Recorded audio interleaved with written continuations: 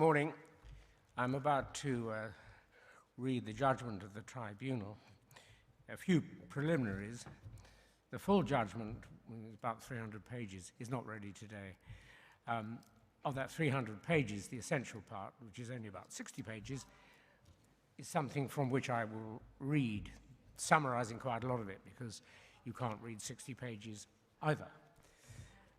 The remainder is appendices of one type or another that need checking for all sorts of details, including security, and in the hope that eventually, looking at the whole document, including the appendices, you'll be able to hyperlink everything and find everything comparatively easily. But it was important to get the judgment dealt with. There's nothing in the appendices that will change the judgment at all. It's just amplification of what's in the judgment itself. And in any event, all evidence that's been relied on is completely available already on the Uyghur Tribunal website. The names of fact witnesses are not being referred to in the judgment that I'm going to read from today, and that will be available online as soon as I've finished reading. They will be dealt with more fully in the full version. But of course, there are security reasons and other reasons why we have to be cautious about the names of witnesses. The tribunal was tasked with considering whether crimes have been committed against Uyghurs, Kazakhs, and other Turkish Muslim minorities. And it's done that, but you'll hear only for shorthand, really, reference nearly all the time to Uyghurs. All those who have contributed to the very substantial work of this tribunal will be listed in the full version when it comes out, which we hope will be early next year, but it's going to take a lot of time to get all those details sorted out. Now, you'll see that there's only 7 of us. Well, I suppose it was a bit optimistic to call something for a final decision in December, especially when there's a pandemic going on. And for associated or similar but slightly different reasons, Professor Manji and Professor Lynch can't be with us today. Professor Manji says specifically that she regrets it, she appreciates all those who've given evidence to the tribunal. I think she wishes she was here, as I'm sure does Professor Lynch, and agrees fully with the judgment. Finally,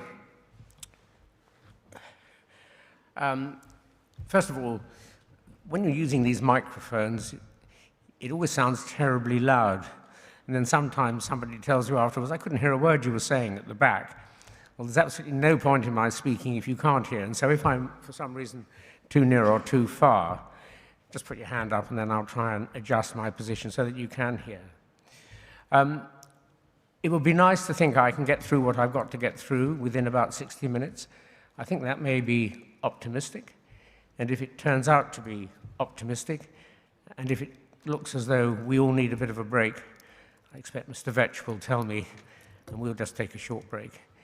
And I'm not going to gabble. There's absolutely no point in speaking too fast for whatever I say, which will be, in many ways, a summary of what's on the document. No point if you can't understand it.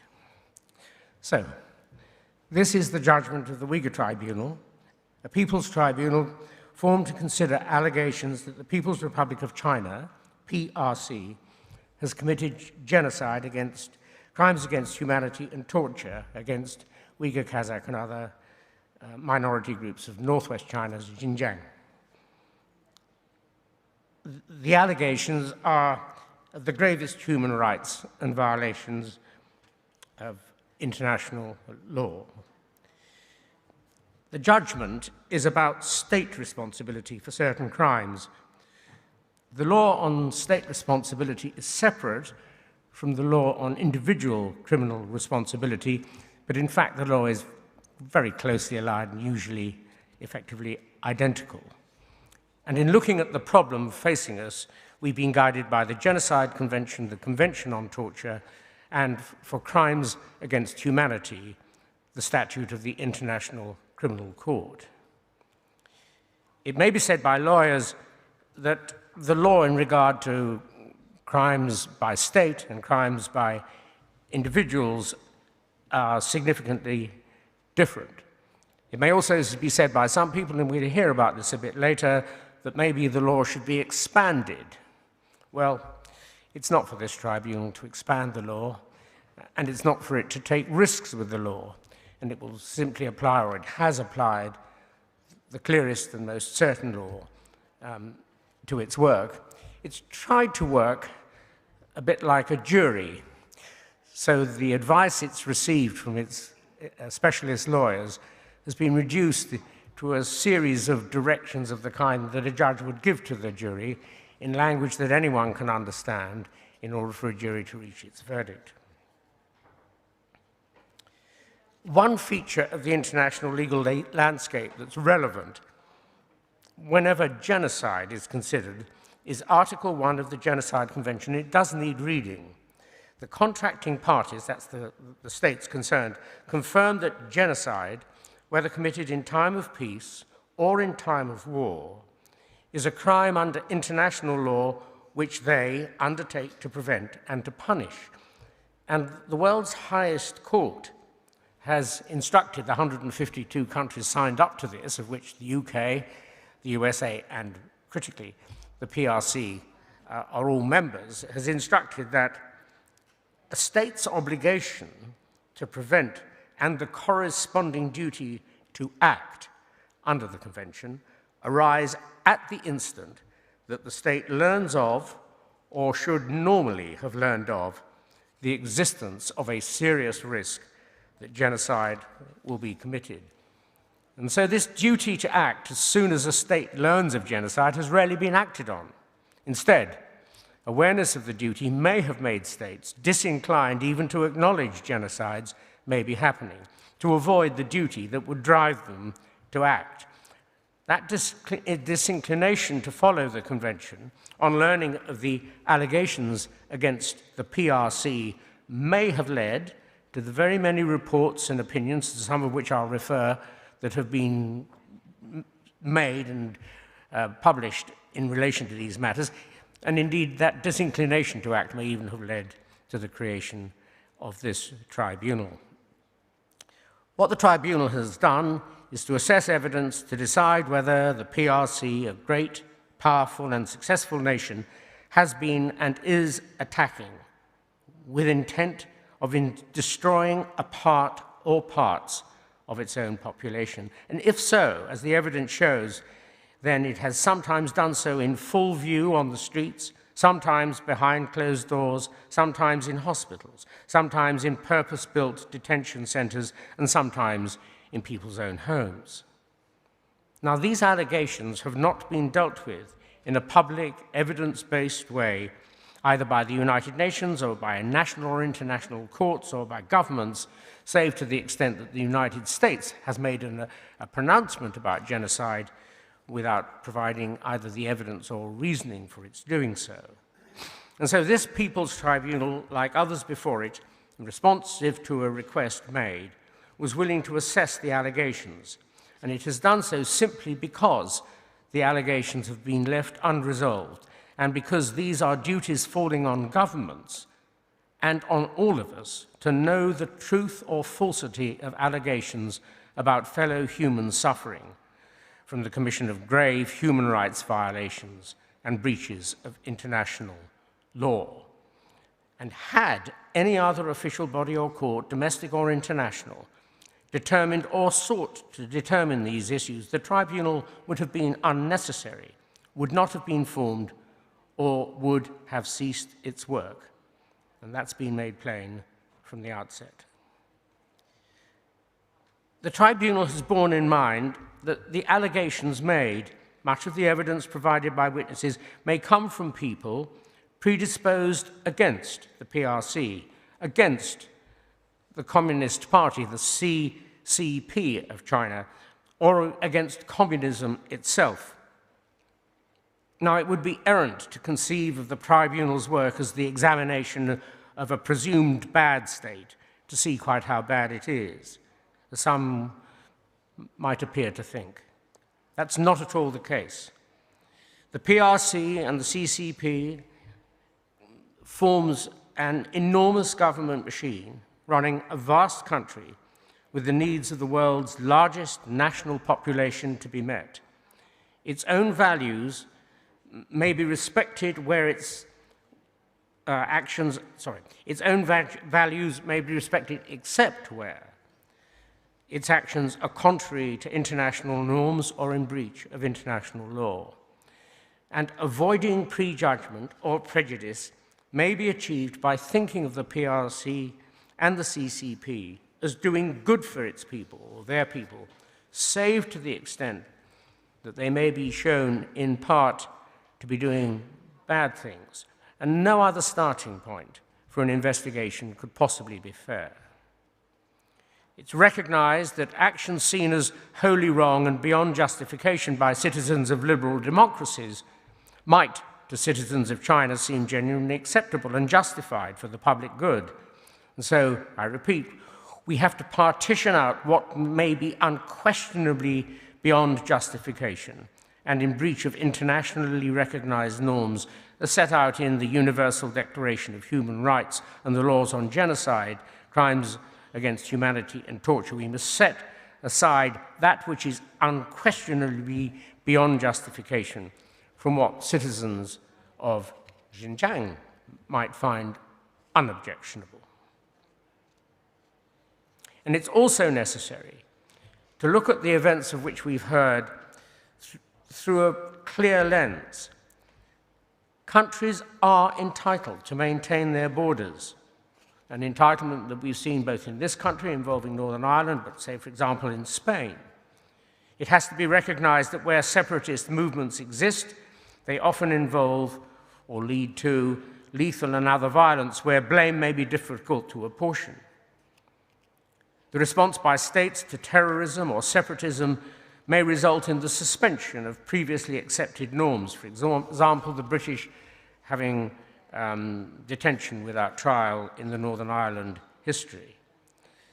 Now, some citizens, we also accept, may tolerate or even prefer authoritarian governments and have no particular desire for liberal democracy, and they may tolerate as acceptable the use of physical force and violence in pursuit of state aims that would seem anathema to those in liberal democracies. Notwithstanding these differences, the Tribunal has been determined to apply universal standards, including those of the Declaration and the Conventions to which I've referred. With these cautions in mind, and just to start, evidence from witnesses, fact witnesses, heard at the Tribunal's hearings in June and September, which was largely accepted by the Tribunal, show that in Xinjiang, at the hands of some part or parts of the PRC government and the CCP, hundreds of thousands of Uyghurs, with some estimates well in excess of 1 million, have been detained by PRC authorities without any or any remotely sufficient reason, and subjected to acts of unconscionable cruelty, depravity, and inhumanity. Up to 50 people detained in a cell of 22 square meters, not possible to lie down on the concrete, buckets for toilets to be used in full view of all in the cell, observed at every moment by CCTV. Many of those detained tortured for no reason by such methods as pulling off fingernails, being beaten with sticks, being detained in tiger chairs where feet and hands are locked in position for hours or days without break, being confined in containers up to the neck in cold water, being detained in cages so small that standing or lying was simply impossible. Many of those detained have been shackled by heavy metal weights at their feet, sometimes with hands and feet connected and immobilized for months on end. Detained women and men have been raped and subjected to extreme sexual violence. One young woman of 20 or 21 was gang raped by policemen in front of an audience of 100 people, forced to watch in order that they would understand what could happen to them or others. Women detainees have had their vaginas and rectums penetrated by electric shock rods and iron bars. Women were raped by men in detention centres, paying to be allowed in for the purpose. Detainees were fed with food barely sufficient to sustain life and frequently insufficient to sustain health. Food that could, at a whim, be withheld to punish or humiliate. Detainees were subject to solitary confinement, the lights permanently on or the lights permanently off, for days at a time, and ritually humiliated. The evidence before the tribunal in written and oral form is available on the website, and full understanding of the treatment of the Uyghurs is only possible really by reading, viewing, and recalling the evidence as a whole. And any single witness statement would, in nearly all cases, if accepted as true as they have been, contain accounts of mental and physical cruelty and suffering, such as to cause sustained outrage in many nations, and nations that count themselves as free. There's also evidence of people dying as a result of their treatment in detention, and some evidence of detainees, often comparatively young detainees, being removed from cells by force, never to be seen or heard of again. But there is no evidence of mass killings. Indeed, it is clear that detainees are allowed back into society, sometimes after a shorter period of detention as 3 to 6 months, sometimes then to be detained again, sometimes released into society after long periods of detention and often tortured when in detention, but allowed back into society. Marie van der Zyl, president of the Board of Deputies of British Jews, wrote to the Chinese ambassador to the United Kingdom last year, saying nobody could watch a segment of a BBC program in which he had appeared and fail to notice the similarities between what is alleged to be happening in the PRC and what happened in Nazi Germany 75 years ago, with people being forcibly loaded onto trains, with beards of religious men being trimmed, women being sterilized, and with the overall grim spectre of concentration camps. Now, such images have led others to make comparisons with the Holocaust, and it was, of course, the Holocaust that led to genocide becoming a term of general use and then a defined crime. Such comparisons may be well-intentioned, but are unhelpful.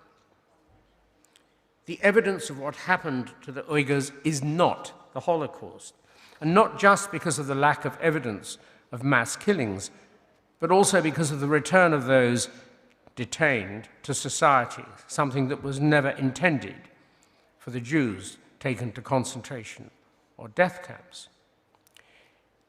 Genocide in law is more broadly defined than the common conception of mass murder of a specific group. Genocide in law can be established by actions that result in the killing of no one, although such a form of the crime has never in over 70 years been dealt with to conclusion on that basis alone by any court.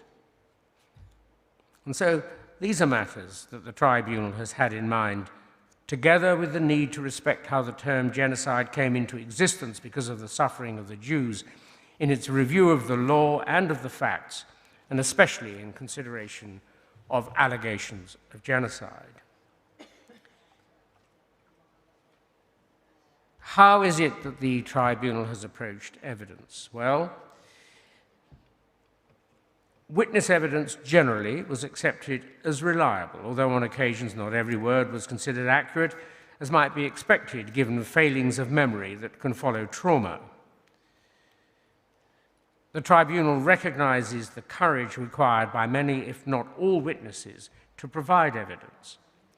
2 witnesses were not relied on at all, not because they were disbelieved, but out of an abundance of caution, given that the PRC failed to respond to the many invitations to take part in the tribunal's proceedings, and that there were questions that just might have been asked of those witnesses from PRC's state material that was, of course, not available to the tribunal for the basis of any questions they might ask.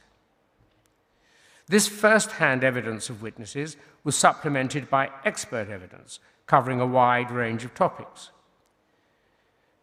We approached the evidence on the basis that no adverse factual inference of any kind was to be drawn against the PRC or any other body for failure to respond, for example, to requests for evidence or indeed for suggestions that they might participate in these proceedings. Opinions on final issues, that is, whether crimes have been committed, have been read in reports and opinions, and I'll refer to some of them later, and indeed heard in evidence by some of you who will have been at the hearings, but no attention is paid to those opinions by the tribunal. The tribunal did have to consider as a matter of critical importance whether action and behavior evidenced by a limited number of witnesses could be extrapolated as reflective of what was happening to the Uyghurs in Xinjiang generally. A confluence of consistent evidence from unrelated and unconnected witnesses, together with documentary evidence, academic papers, media reports, public documents from the PRC, often giving a great deal of detail, provided a uniform picture of life in Xinjiang, showing, for example, the scale and speed of construction of the detention centers, the way people were treated in those detention centers, the destruction of mosques, the state surveillance system, which had such an extreme, intrusive capacity. With all that material collectively considered, the tribunal found it possible, cautiously but confidently, to extrapolate from individual accounts to reach much broader conclusions. From evidence given in person to the tribunal, where the core evidence of all, bar the one fact witness and one expert witness to which I've already referred, here's another list of the factual findings we made. And this is on the basis of the evidence we received here. At classes in detention center, detainees were forced to learn and sing songs in praise of the CCP and the PRC in the presence of guards, at risk of being dragged from class, tortured to the point of screaming within hearing of those still in the class. Detainees were forced to take medicines by mouth or by injection that affected their reproductive functioning, so far as women concerned, possibly men, and that had other mind-affecting effects of an undisclosed or unexplained nature.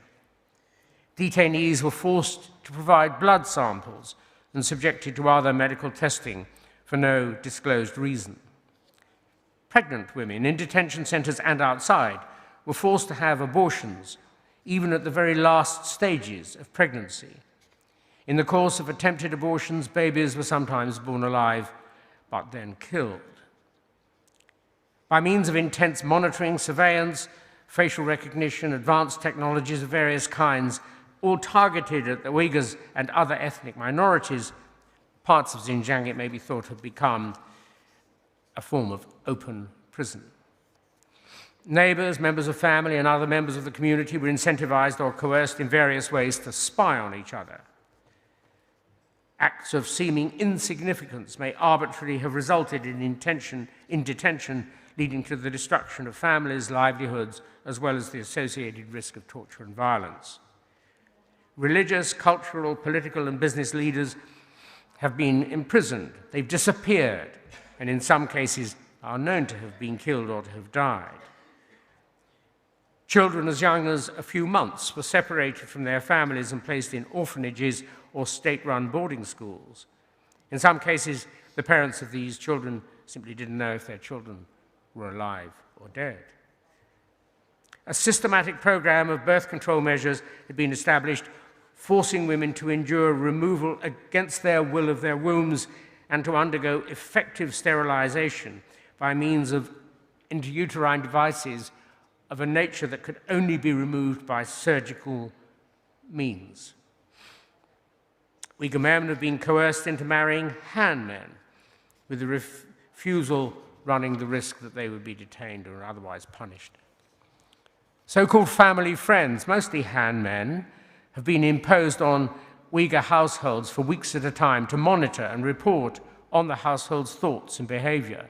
Children have been questioned. The Han men sometimes slept in the same bed as the family, in some cases when the Uyghur man was in detention, with the inevitable consequences of sexual harassment, non-consensual sex, and so on.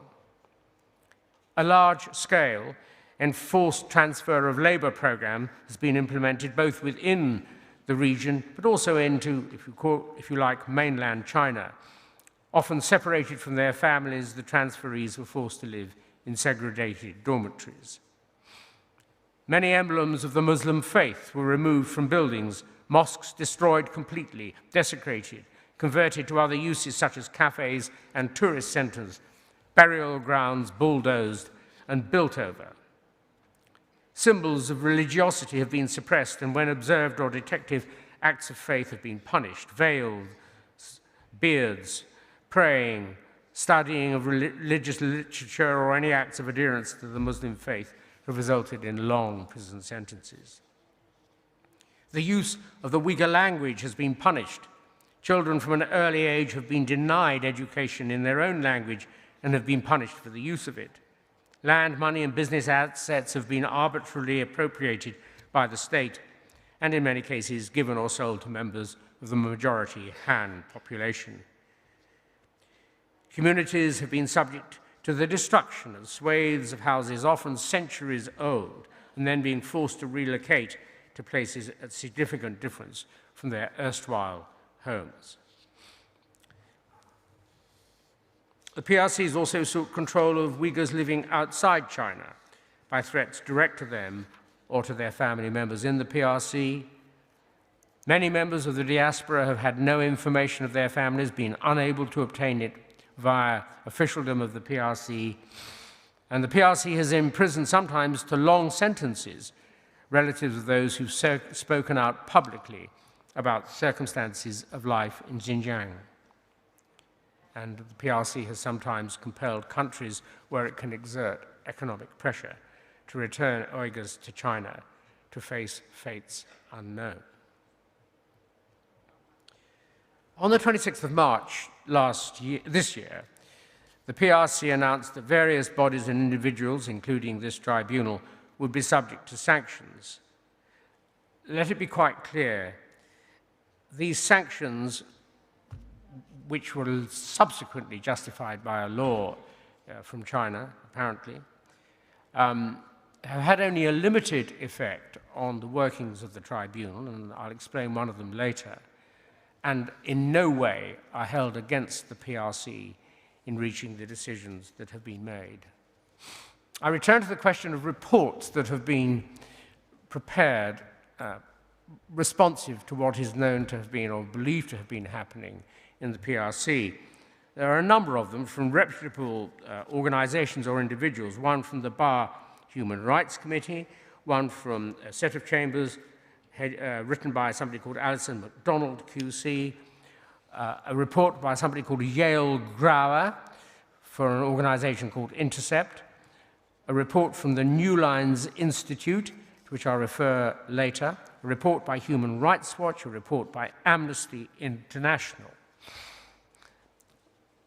After the September hearings, two further reports were prepared of considerable interest, one by the Australian Strategic Policy Institute and another by the United States Holocaust Memorial Museum. Now, some of these reports are, to an extent, synthesis of other work, but some do contain primary evidence. Most cover the law, not just the law we are concerned with, but whether there are other sorts of remedies that people might take in respect of things said to have been done by the PRC in Xinjiang. The authors of all bar one of these reports, that is the ones prepared before the September hearings, of course, were invited to give evidence to the tribunal, and all except one declined. Professor Packer and Jonah Diamond, principal authors of the New Lines report, came to London to give evidence in person, and the tribunal was and is grateful to them for that. Evidence relied on in the reports included some which overlapped with evidence provided direct to the tribunal, some from other sources, but there were no significant or major contradictions between those reports and the evidence heard by us and some of you here. In particular, the Yale Grauer report, the Human Rights Watch report, the Amnesty report, and the Australian ASPI report added quite a lot of detail, factually, and here are a few examples. One was the use of something called the anti-terrorism sword, which was used at checkpoints, and people simply had to connect their mobile phones to the sword, which would then download everything on the phone of that individual. They explained something about the Me Too Uyghur social media campaign that recorded complaints of disappearances, with over 11,500 such testimonies having been recorded as at December 2020. There was one specific account of a use in a detention center of that tiger chair to which I've already referred, where a man was in the chair, cuffed in all possible ways, left in the chair, urinating and defecating for 3 days and nights. Other people in the cell not allowed to help him for fear of enduring the same experience. He died after release. There's evidence of the return to show trials, something previously condemned by the PRC itself.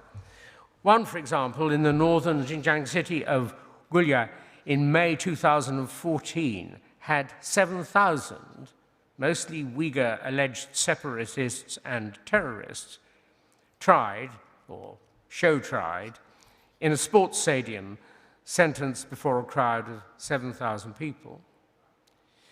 These reports between them explain that there was a significant return to use of what is described as campaign-style governance, including two particularly important programs, the anti-terrorist and the re-education campaigns. One account in leaked police papers demonstrated how mass incarceration of people included invasion of the family of someone detained, visited daily by the local neighborhood committee to discover what they were reading, what they were doing, what they were thinking, how they were reacting emotionally to the detention of their family member. In addition to that category of evidence coming from reports, there was also expert evidence more generally. A wide range of expert witnesses gave evidence. They covered many topics, including the history of plans for control of Xinjiang, the political structure of Xinjiang, the building and imprisoning of hundreds of thousands of people, we know it may be a million and more, in detention centers, detaining community and religious leaders, the siting of factories within or beside detention centers, the methods of surveillance, the many consequences for Uyghur population of the control measures that were taken. Interestingly, there's detail of the local control by the local community police and by visiting so-called family members, the people of whom I've already referred, and of mass sterilization and of separation of children and families by children being sent to boarding school. And there's also evidence from the experts of the transfer of labor by forceful encouragement and other pressures, and evidence, detailed and extensive evidence of the destruction of mosques and the restrictions on religious practice. Staying with these reports, given that they provide a broad commentary on and often offer opinions on criminality, I'll summarize some of what they've said, remembering that anything adverse to the PRC in the form of any opinion is disregarded completely by the tribunal. The Bar Human Rights Report identified routes to remedy, but provided no evidence, and the author of that report was unable to give evidence. The Essex Court opinion, Alison MacDonald, found there to be a credible case amounting to crimes against humanity and genocide. The authors declined to give evidence in support of the opinion even before the imposition of so-called sanctions by the PRC on them, and following the imposition of sanctions, their opinion was removed from public view on their website. In the view of the tribunal, the report failed to deal with several substantive issues of the law on genocide. The Human Rights Watch report concluded that crimes against humanity were proved to have been committed, but said of allegations of genocide that Human Rights Watch had not documented the existence of the necessary genocidal intent at the time, noting that nothing in the report precluded such a finding, and if such evidence were to emerge, the acts committed against Turkic Muslims in Xinjiang, a group protected by the 1948 Genocide Convention, could support a finding of genocide. And a Human Rights Watch witness called for another purpose confirmed at the time of giving evidence that that remained the Human Rights Watch view. Amnesty International, like Human Rights Watch, may be cautious in its reaction to allegations of this gravity about the PRC, but like most other reports, it suggested that crimes against humanity may have happened, but expressed no view in its main text about genocide, referring only in a footnote to other reported opinions. And that footnote concluded with an extract from an article in The Economist magazine that said, "Genocide is the wrong word for the horrors in Xinjiang. To confront evil, the first step is to describe it accurately." And it may be reasonable to assume that the Amnesty International report's authors, who felt unable to participate in the tribunal's work directly, were not willing to describe what their report found as genocide. The New Lines report was very clear in its objective, as explained in evidence by Professor Packer and Jonah Diamond. It is to establish that state attribution for genocide may require a lower standard of proof than that required for individuals. They also argued that intent for a state can be proved without making findings about the intention of any particular individual, somebody in the state with power to make decisions. Such intent, it argues, could be established from a collection of objective facts that are attributable to the state, including official statements, a general plan, state policy, a pattern of conduct, and repeated destructive acts, which have a logical sequence and result or may result in the whole or part destruction of the relevant group. And the report found that genocide against the Uyghurs established by each and every of the 5 prohibited acts in Article 2 of the Convention, I'll come to those a little later, explaining that they were all proved, all 5, explaining in the main body of the report that the intent to destroy the Uyghurs as a group is derived from objective proof consisting of comprehensive state policy and practice, which President Xi Jinping, the highest authority in China, set in motion. Explaining accurately that state responsibility for breaches of the Genocide Convention is not a matter of criminal liability and that states may not be prosecuted or found criminally culpable for genocide, the report argues that the heightened criminal standard of proof doesn't apply. Rejecting the need for proof beyond reasonable doubt, it suggests that clear and convincing is all that would be needed to prove genocide by a state. Now, Professor Packer and Mr. Diamond framed several important questions for the tribunal to consider. But the tribunal, as I've already said, is not the appropriate body to attempt to broaden the law on genocide or to run the risk of dealing with genocide other than by the strictest standard of proof, that of beyond reasonable doubt. A people's tribunal that does not apply established and readily understood law to facts proved according to the strictest test may well reduce its public value, which comes from providing unassailable findings of fact and law for others to use. Professor Packer and Mr. Diamond may have given encouragement to those who thought that the tribunal would only succeed if it found genocide proved, which is a wholly inaccurate understanding of the tribunal's function.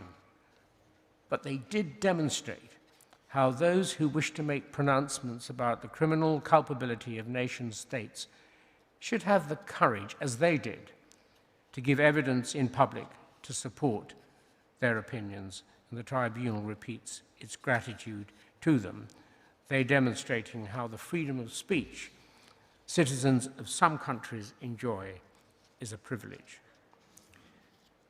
Thousands of police files, including a database used by the Urumqi City Public Security Bureau and the wider Xinjiang Public Security Bureau, were hacked in 2019 and leaked to the journalist Yael Graer, whose report I've referred to and from whose report some content has been helpful.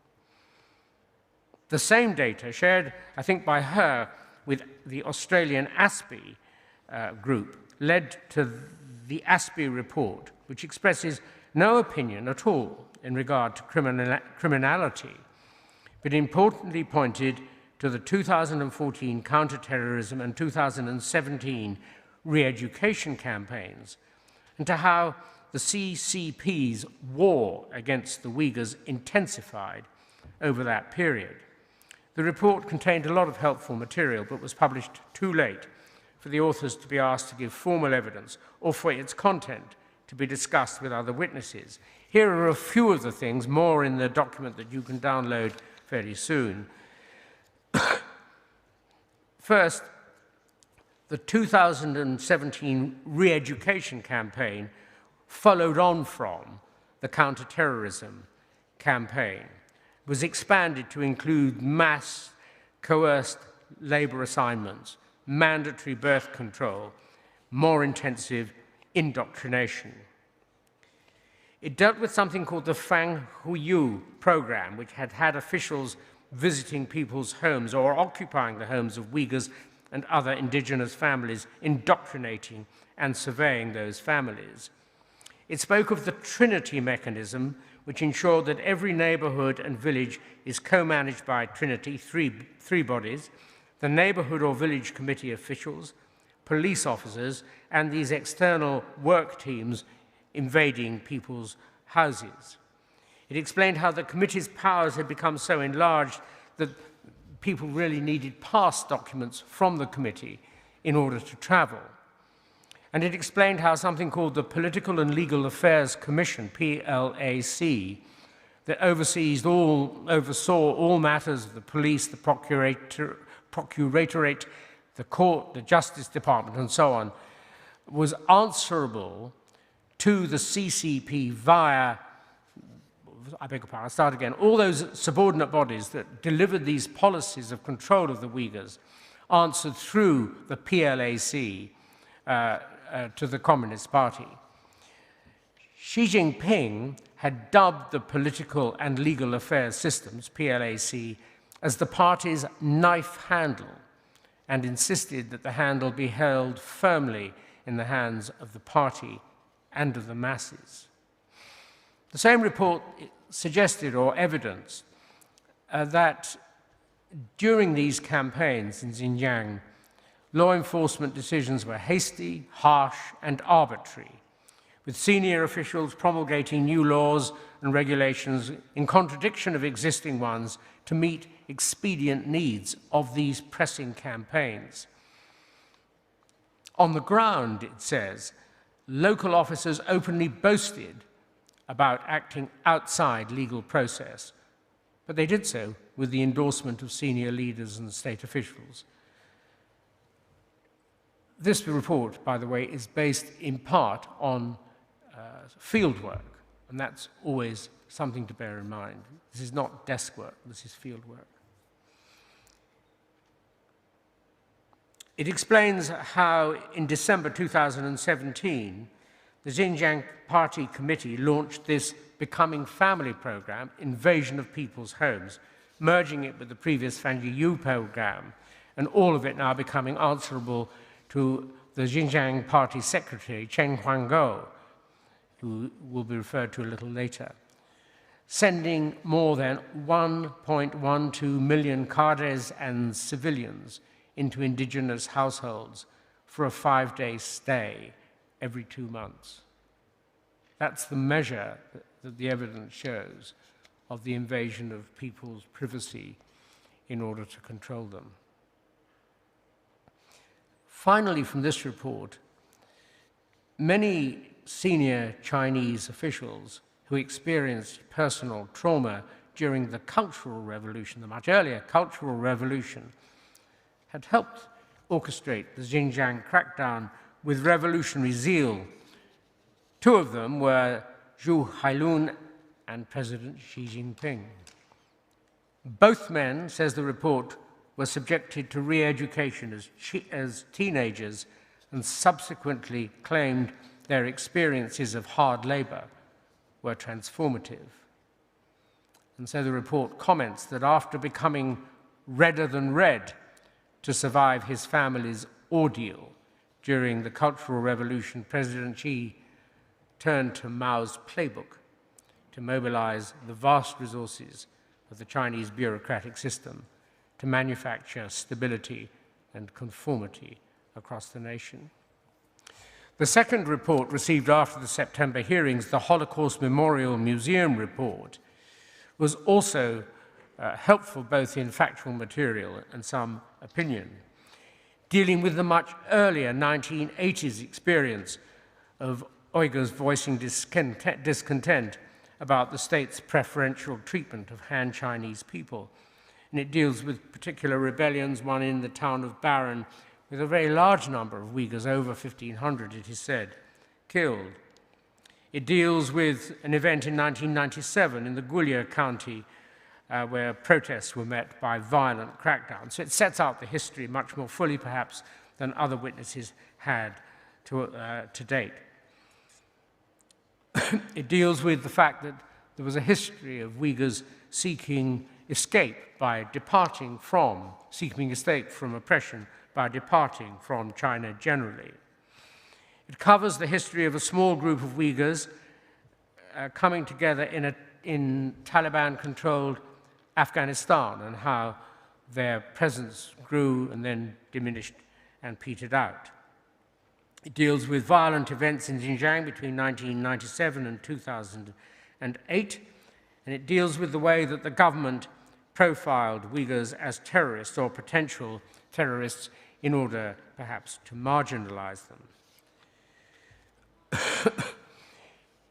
I've dealt, I think, with the business of pass books already. It deals further with the invasive system of all the surveillance methods.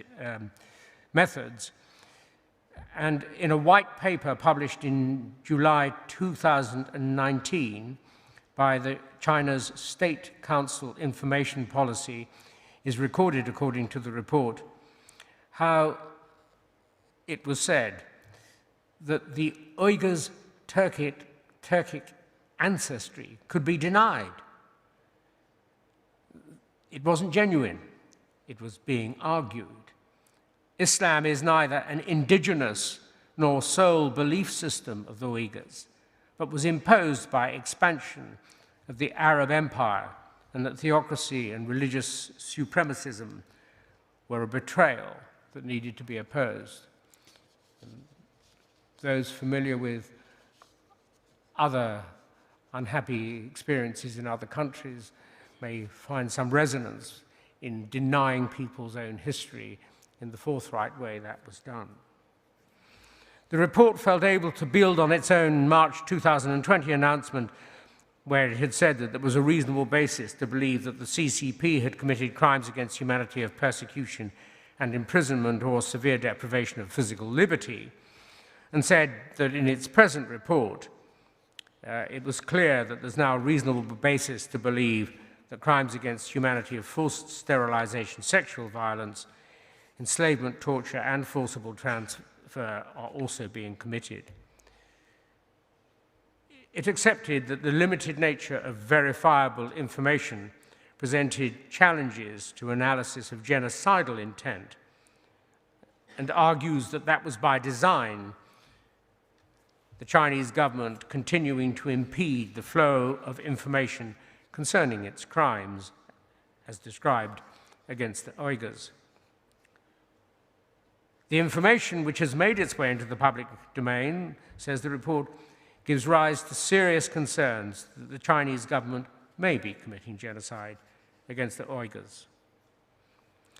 The fact that it was the Holocaust Memorial Museum report that reached these conclusions, again, we don't rely on the conclusions, but the fact that it was prepared to do so on the basis of the evidence, which does not include evidence of mass killing,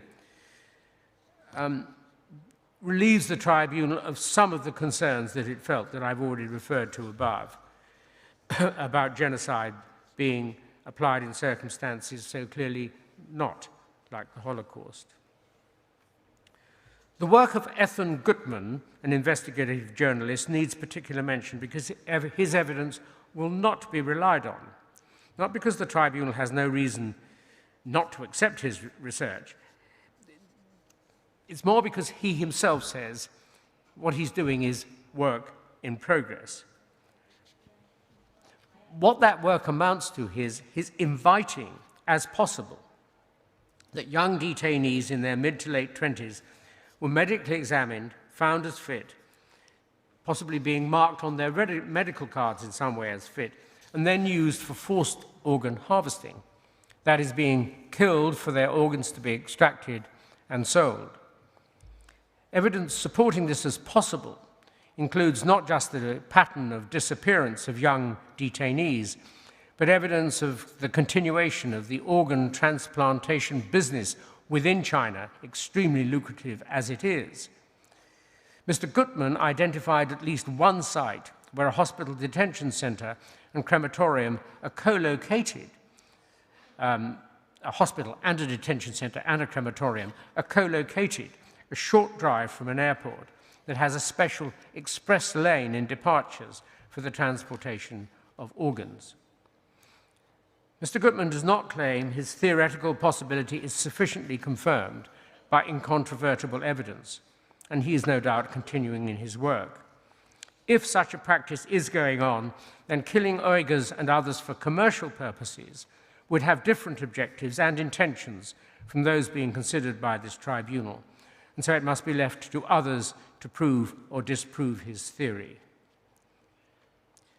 Leaked documents. There have been several leaks, said to be genuine. When accepted by the tribunal, they've always been proved by witnesses who've examined them on the basis of expertise that they have. And so far as the tribunal know, none of the leaked documents has been challenged as to authenticity or reliability in any clear way by the PRC. It's worth observing that leaking of material is evidence that there are those within China who may disagree with the overall policies of government under which they live. There's a full account of all the leaked documents provided by Amnesty, and that's in the judgment that will be on the website quite soon. I must deal with the most recent cache of leaked documents, the Xinjiang papers, which came directly to this tribunal from a source that cannot be identified during the September evidence hearings. Following a preliminary assessment, it was determined that an academic with pre-existing knowledge of the matters to be dealt with should be engaged to analyze the documentation. Various possibilities were considered, but given the need to have an evidence hearing ahead of today's date, Dr. Zenz was approached, and under conditions of strict security, arrangements were made for the material to be passed first to him and thereafter to two peer reviewers, Professor James Millward and Dr. David Tobin. The cache closely resembled documents that were leaked to the New York Times in 2019, but the New York Times have stated that the provider of the documents was not the New York Times itself. Dr. Zenz, Professor Millward, and Dr. Tobin reported on the documents in a live-streamed third hearing of evidence on the 27th of November, and that's dealt with a little later in this judgment. This tribunal has no power to enforce provision of documents or attendance of witnesses, but it has sought material from various sources known to contain material of value. So requests were made to the United States, the United Kingdom, Japanese government and to the PRC itself, none of which has been met by a positive response and provision of material. That's set out in detail in the judgment, and correspondence relating to the seeking of all this material is going to be provided in due course as one of the appendices to the full document. Nothing will be held against the PRC or against anybody else for non-provision of material. However, it's noted that where there are matters of information, there are, of course, matters of information that governments may justifiably keep from their own people, and therefore from a people's tribunal. However, where there is a real and pressing public interest in the truth of allegations as serious as those being dealt with here, it is unfortunate that the tribunal has not been assisted in seeking of that truth. Documents available to governments that are not themselves producing them, but that they might have relied on confidentially, for example, the US in making assertions about genocide but producing no supporting material, or could have relied on themselves in respect of concerning other material held by maybe Japan or other countries. It's very unfortunate that's not being disclosed to the public. Finally, on the matters of process, I suppose, it's worth remembering that several parliaments around the world have voted in different terms to assert that genocide has been happening in Xinjiang following debates that demonstrated a high level of public concern for the Uyghurs. The tribunal has not sought access to the briefing papers in all those different parliaments or been able to hear all the debates, and it hasn't been clear precisely on what legal basis those assertions have been made, and I dare say it's possible in some parliaments that those assertions may have been associated with collateral political objectives. The tribunal's decision-making has been methodical to consider written and oral witness statements and evidence, reaching factual conclusions based on that evidence when it's considered reliable, and then applying the law to those findings. I've dealt with the fact that the standard of proof required before any finding is made is going to be proof beyond reasonable doubt, because that will eliminate uncertainty for all and avoid the risk of any possible unfairness falling on the PRC.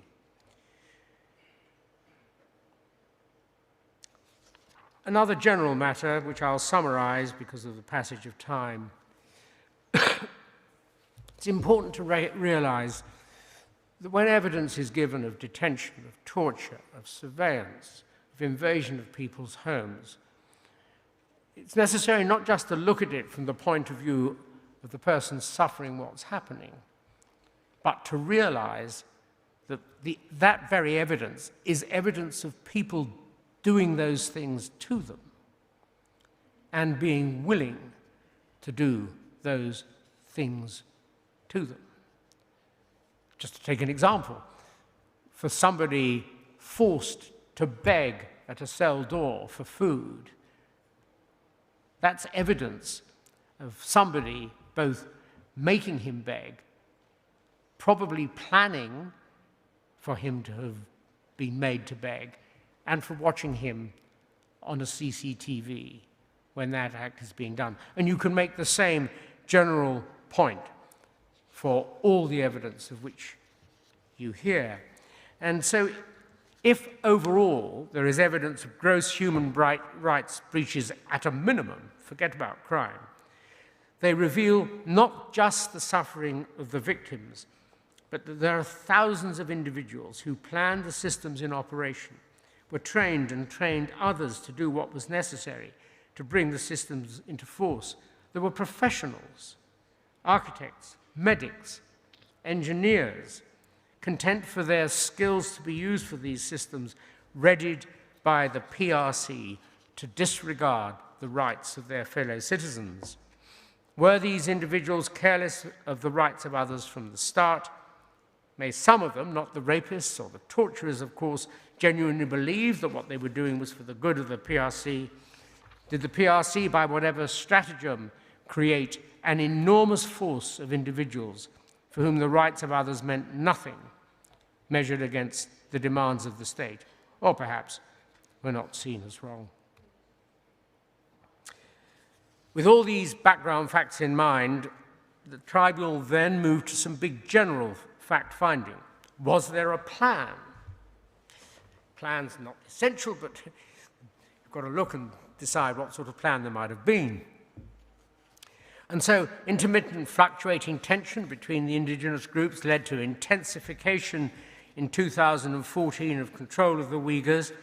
The war on terror led to some matching of accounts of responsibility for what was going on, allowed the perceived security threat posed by the Muslim majority population, allowed a transformation of the region into a more integrated part of China for economic purposes, said to be security purposes, arguably for other purposes. When Xi Jinping came to power in 2013 and visited in 2014, he demanded an all-out struggle against terrorism, infiltration, and separation, that there should be no showing of mercy. And his responsibility for what followed is covered in part by those Xinjiang papers passed to the tribunal, and you can read about it or hear about it in the evidence recorded on the 27th of November. When Chen Quanguo was appointed party secretary in 2016, coming from Tibet, he came with a record of achieving very considerable control over Tibet by extreme surveillance, detention, and other measures. 2017 saw the de-extremification regulations. Also in 2017, the General Office of the Standing Committee of the Region's People's Congress said it was emphasized that regulations constitutes the implementation of central government policy, decisions and deployments, especially in order to implement the important instructions and requirements of General Secretary Xi Jinping. Other matters of history include a policy intensified in 2018 associated with a speech including or titled, "To break their lineage, break their roots, break their connections." And the manifestation of these policies continued to evolve into multiple, seemingly interlinked plans at every level of regional, local, and community government over successive years. And it covered every facet of Uyghur life. Policies and plans for birth control, sterilization, forcible label transfer, placement of children into state boarding schools and orphanages, imposition of Han into Uyghur homes, destruction of mosques. Let it be clear, before the receipt of the leaked Xinjiang papers in September of this year, this tribunal concluded that the policies that required construction of hundreds of buildings, deployments of thousands or more likely hundreds of thousands of personnel at very substantial cost. The conclusion had already been reached that this vast apparatus of state repression could not exist if a plan was not authorized at the very highest levels and had been ordered to be implemented by every level of government.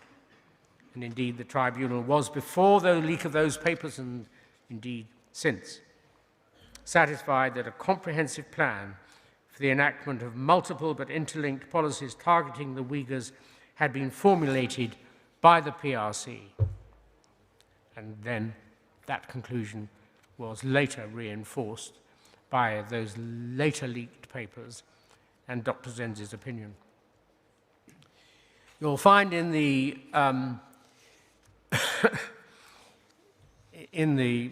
judgment, when it's available, further detail about leadership and central government responsibility, coming from another expert, Dr.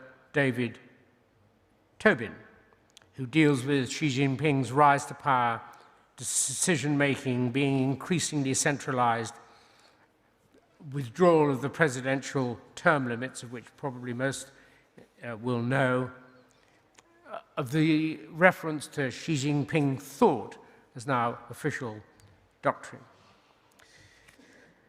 Independently of these witnesses, the tribunal itself had prepared an organogram which set out the hierarchy and interconnectedness of different state and CCP agencies, from which it could be seen that all power flowed from the most senior echelons of government. Professor James Millward drew attention to the specific centralization of ethnic and religious policy. The leaking to the tribunal of these Xinjiang papers and their analysis by Zenz, reinforced by confirmation of the peer reviewers, confirms the understanding by Millward, Tobin, and others that the PRC's policies of such importance to the perceived national security threat was initiated and directed by the party secretary of the CCP, President Xi. And given his control over the apparatus of state power by the most senior officials, including members of the Standing Committee of the Politburo. Documents from 2014 show that President Xi authorized the local Xinjiang government to draft what became the de-extremification regulation, which is intimately linked to all the measures of which we have already heard from the other end, from the witnesses. The speeches made in 2014 by President Xi, with other top officials contributing, were mandated to be studied by party and state cadres as they contained the strategic deployment by the Party Central Committee for Xinjiang Work, and were aimed to convey and learn the spirit of General Secretary Xi Jinping's series of important speeches.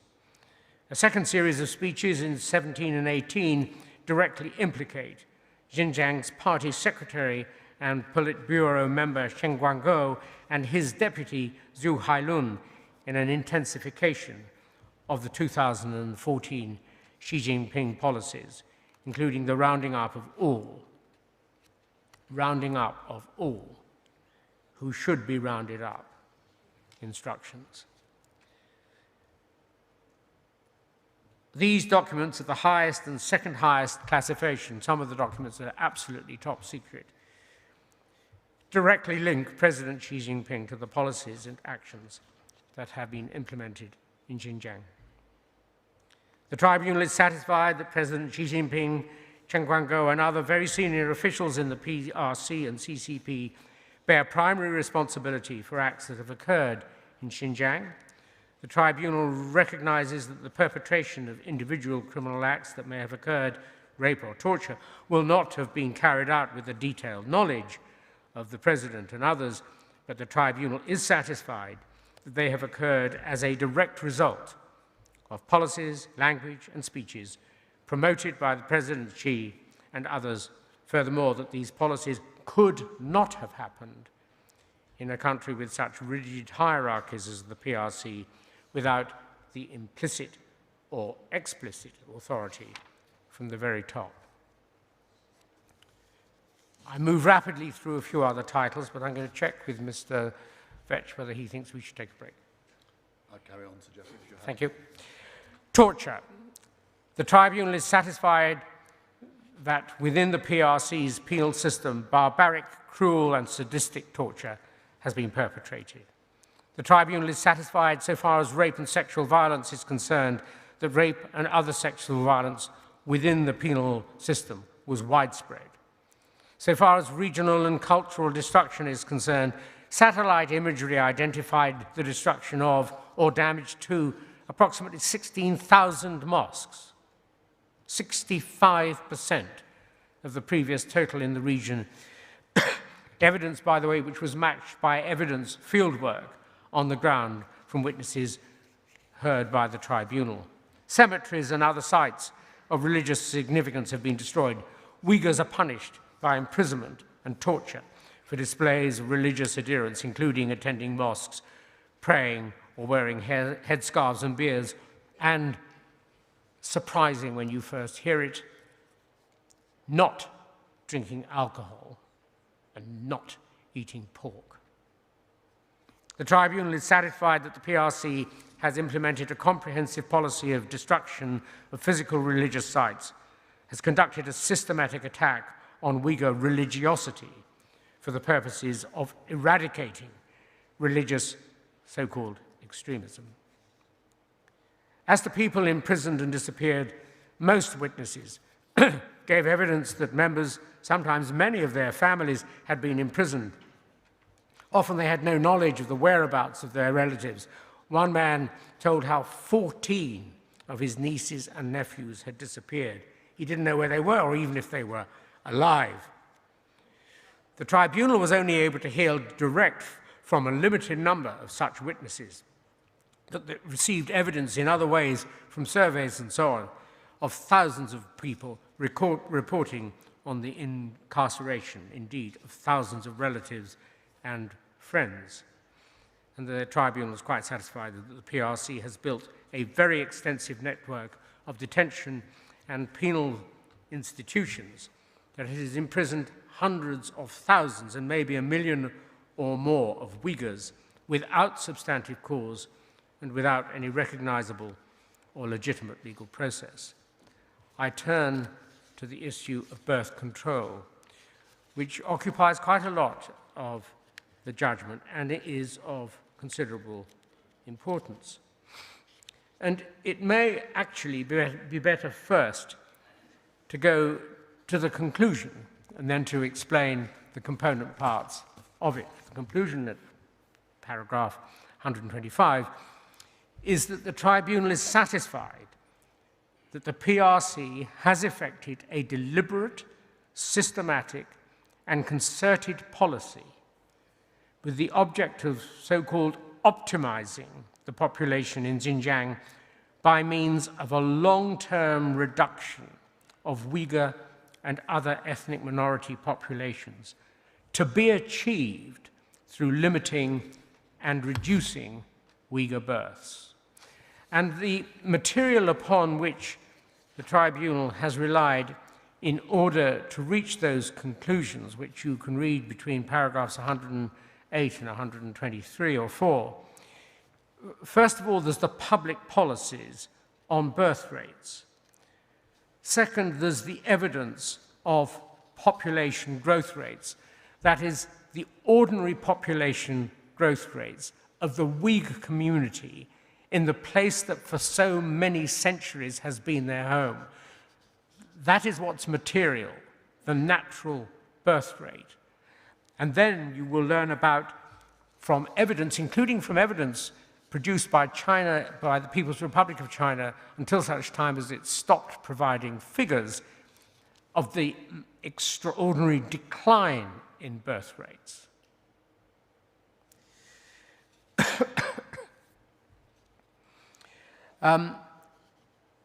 You'll hear of government broadcasts and other material connecting religious extremism with population growth, of a reference to religious extremism begetting marriages and illegal extra births. The extra births being beyond what was technically allowed, and birth law breaches, if there was a law, being the principal reason for detention, as is revealed in something called the Caracas Papers, one of the other great leaks of material. In 2017, the birth control policy was intensified with a region-wide campaign using these words: to deeper implement the special campaign to control birth violations. That led to, or was associated with, the steep rise in prosecutions and internments to which I've just referred.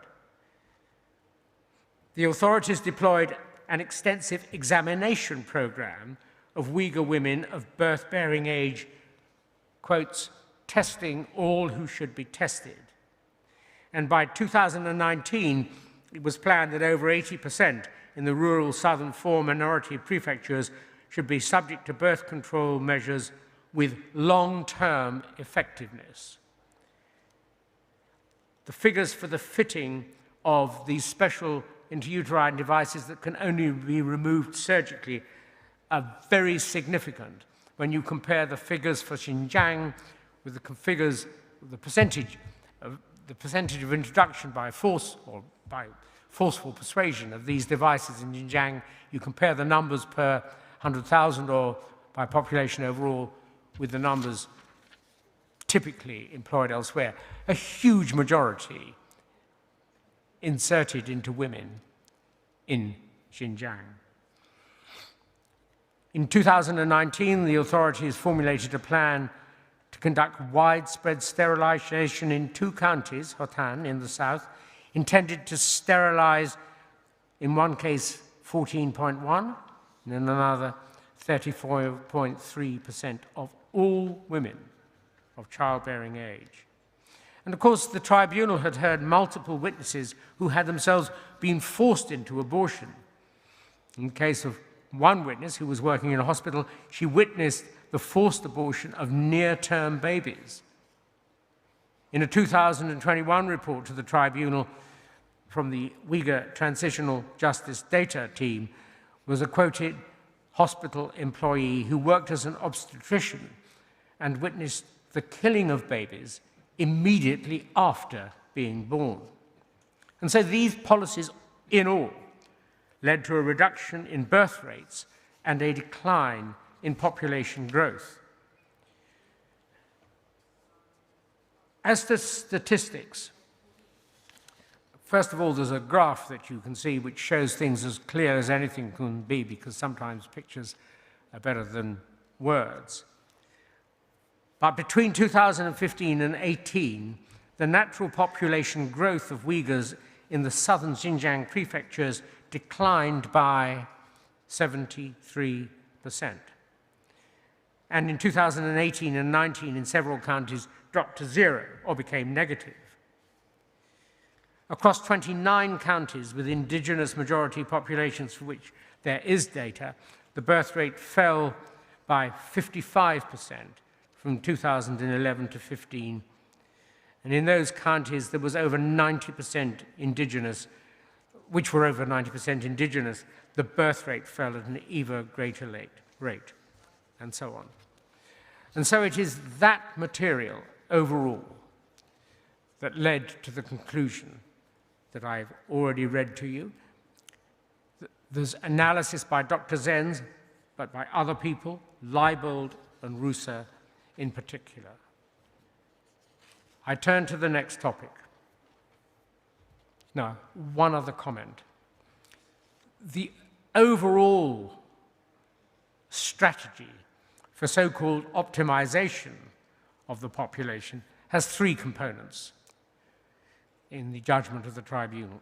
In-migration of Han, encouraged, pressed to move into Xinjiang to dilute the population.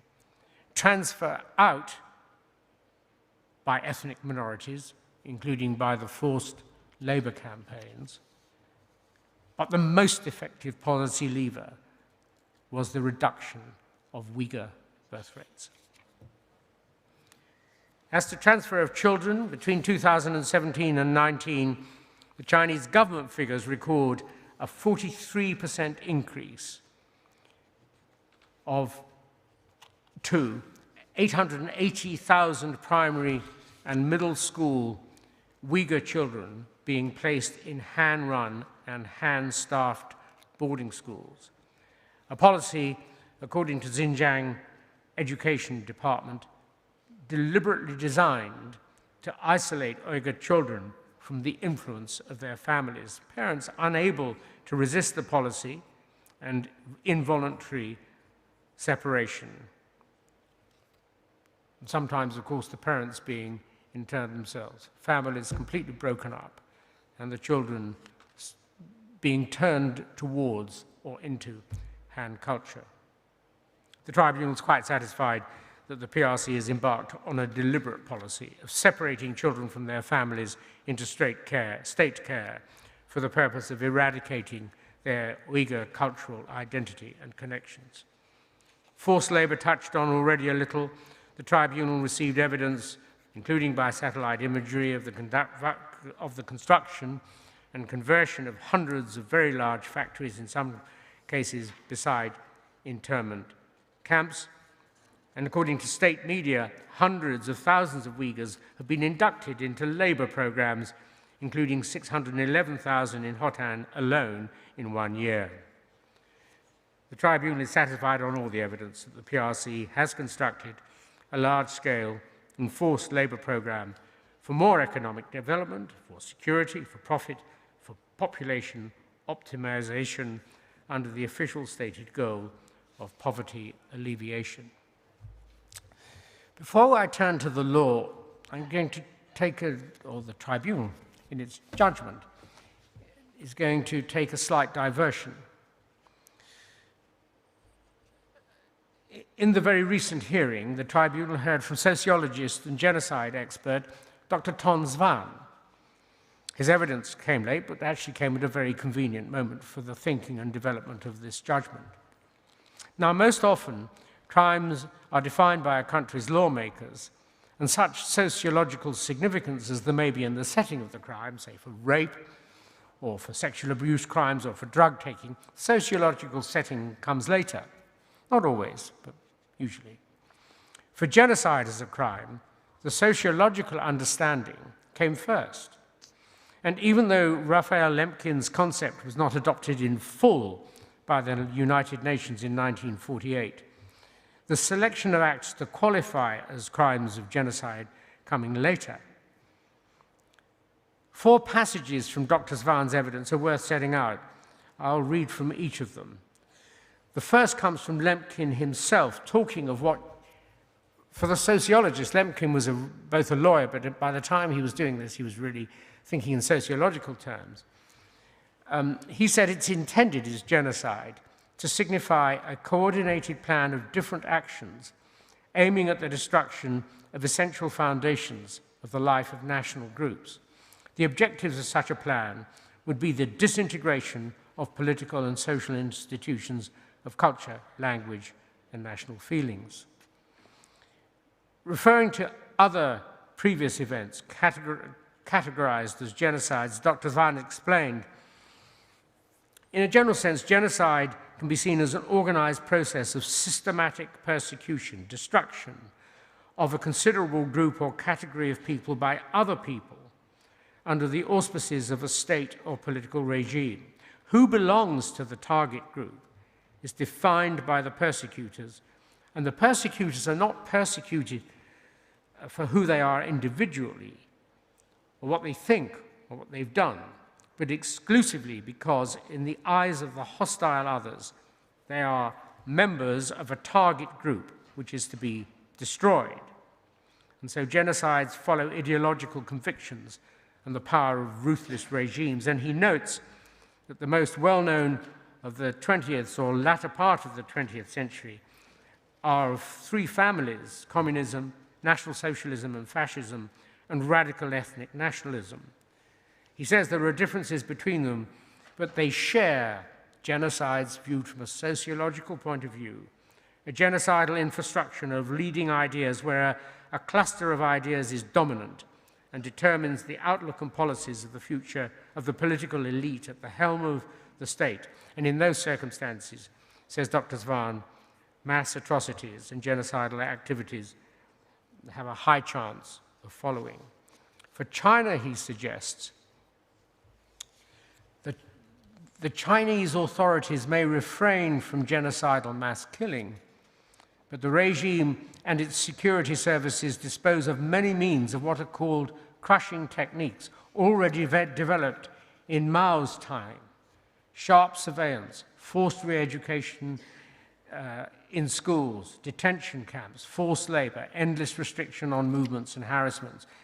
And he suggests that the victims stay alive, but, this is the sociologist talking, their freedom of living is nevertheless to a high degree destroyed.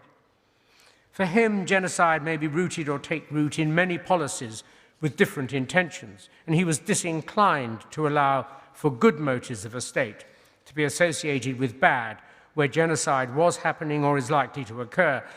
But of course, he accepts, as must be accepted, that protection of a state against terrorists and protection by a state of its borders can always be a legitimate state action. And then finally, and for any who think the present allegations of genocide need not be taken seriously because mass killing is not alleged. Dr. Svan reminds us intentions are not fixed givens, but they tend to evolve and develop over time. In the case of the murder of the Jews by German National Socialists, it took more than 7 years and the outbreak of World War II before their anti-Semitism culminated in the destruction that Jews should be killed. In the Ottoman Empire and nascent Turkish nationalism, the idea of massive deportation and killing of the Armenians and other minorities had been brewing for at least 2 decades before World War I, during which it happened, under a radical Turkish nationalist regime. It is unrealistic to think that the legal concept of genocide can be severed completely from its sociological roots. And some contemporary arguments, for example, the New Lines report that we've referred to, which looks for an expansion of the present approach to genocide, is rather compatible with Dr. Svan's approach. As New Lines Professor Packer accepted in answer to the tribunal when giving evidence, legally defined genocides are a section of that much larger collection of activities sociologists identify of genocides. Sensing from what Dr. Svan said how what is happening to the Uyghurs may appear to a sociology genocide expert may not be unhelpful for those having to focus on what may be a legally defined one. On genocide, on intention itself, genocidal intention, the sociologist view, firmly expressed by Dr. Svan in a written note, about the difficulty of proving intent, is the lawyer's recurring problem in genocide's trial. And Dr. Svan's evidence doesn't loosen the tests that must be applied for any finding of genocide in law. It does help explain why such findings are very hard to reach. Return to the law. 2 very distinguished legal experts, originally willing to help the tribunal, had to withdraw because of the sanctions that were imposed. It was decided not to try and involve other English legal experts into what was by now a sanctioned environment, and we turned instead to Andrew Crew from Malaysia, known to Mr. Vetch and myself, whose independence and legal skills were valued. And he worked with counsel who were already within the sanctioned environment to prepare legal advice. And as I've explained, that legal advice has been reduced into a series of directions to the tribunal as to how the law should be approached, just as a jury would be directed by a judge. And so for proof of torture, there's the Torture Convention definition, which is clearly met by the evidence that's been heard. It's important to know, looking at state responsibility for torture, that where pain or suffering is inflicted by or at the instigation of or with the consent or acquiescence of a public official or other person in acting in an official capacity, that has to be proved.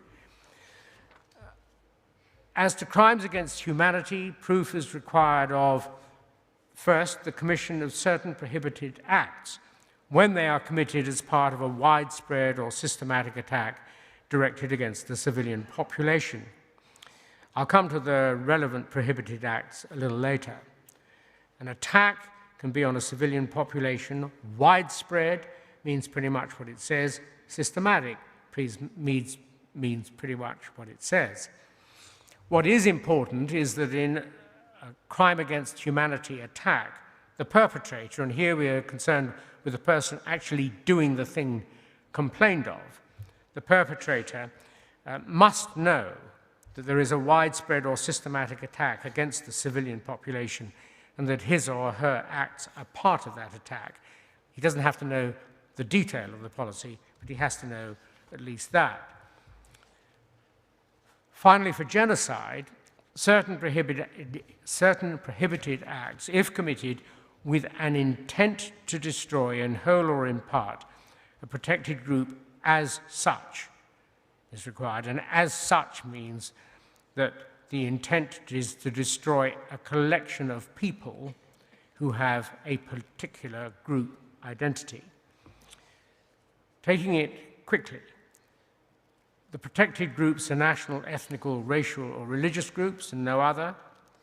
The underlying prohibited acts, at least one of which has to be proved, is killing members of the group, causing serious bodily harm, longer definitions, but you can read them, deliberately inflicting conditions of life calculated to bring destruction. Number 4 is imposing measures intended to prevent births within the group. And number 5 is enforcing transfer of children of one group to another. The intent to destroy is an intent to destroy the group, not the individuals. Destroy is limited to the physical or biological destruction of all or part of the group. When looking at genocide and what has to be proved and against whom or what, the perpetrator is now not the lower level perpetrator, the person actually doing it, it's the perpetrator at the top level, creating the policy that led to things or leads to things being done. As to inferences, where an inference is drawn as to specific intent, that inference must be the only reasonable inference from the totality of the evidence. There's quite a lot to be said about the responsibility of states, stranger states, or a state itself where genocide is alleged, emerging from the Genocide Convention, to which, as you will recall, 172 states, including the PRC and all other major states, are committed. The important one may be to have in mind, do you remember the requirement of states to act under the undertaking right at the beginning of the Genocide Convention? Later on, it's made plain that there has to be a determination, or has to be an intention of states to prevent genocide, to punish people who may be committing genocide, to investigate genocide. So, with the law more fully expanded in the document you can read, the tribunal noted in particular how the words destroy or destruction have no single and unique meaning. They are always context-specific. And that destruction has to be physical or biological destruction.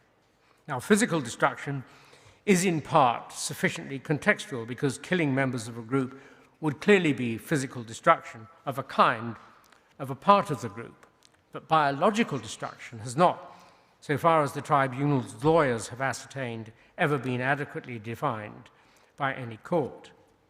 And the tribunal found helpful the first, second, and last draft of the convention, because in the first draft, physical genocide was divided into 3 types: physical genocide with definitions, biological genocide with definitions, one of which was sterilization and/or compulsory abortions, and interestingly, cultural genocide, which then include forcible transfer of children.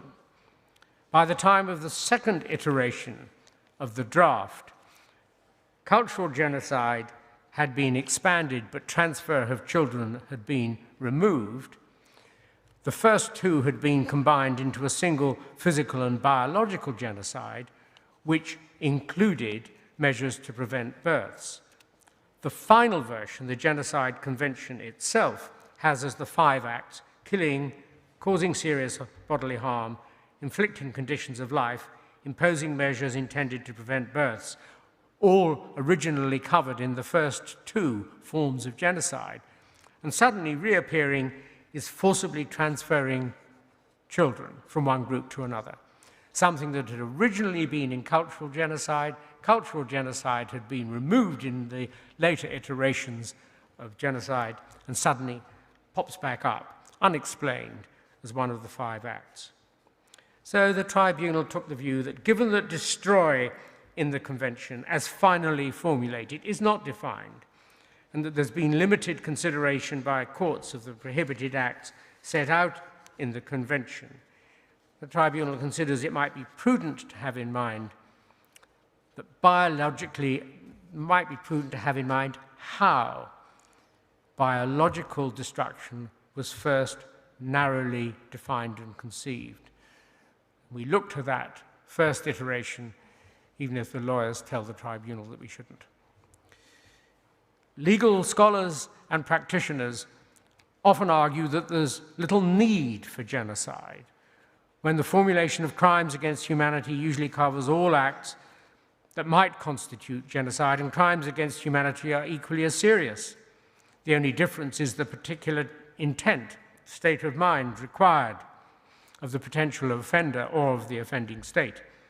Without adopting this argument in any way, the tribunal can observe that it might be unwise to venture into territory where the law is not absolutely clear, if that lack of clarity might be used to attack the tribunal's judgment and deflect attention from matters of substance that can, as it happens, be dealt with, if at all, as crimes against humanity.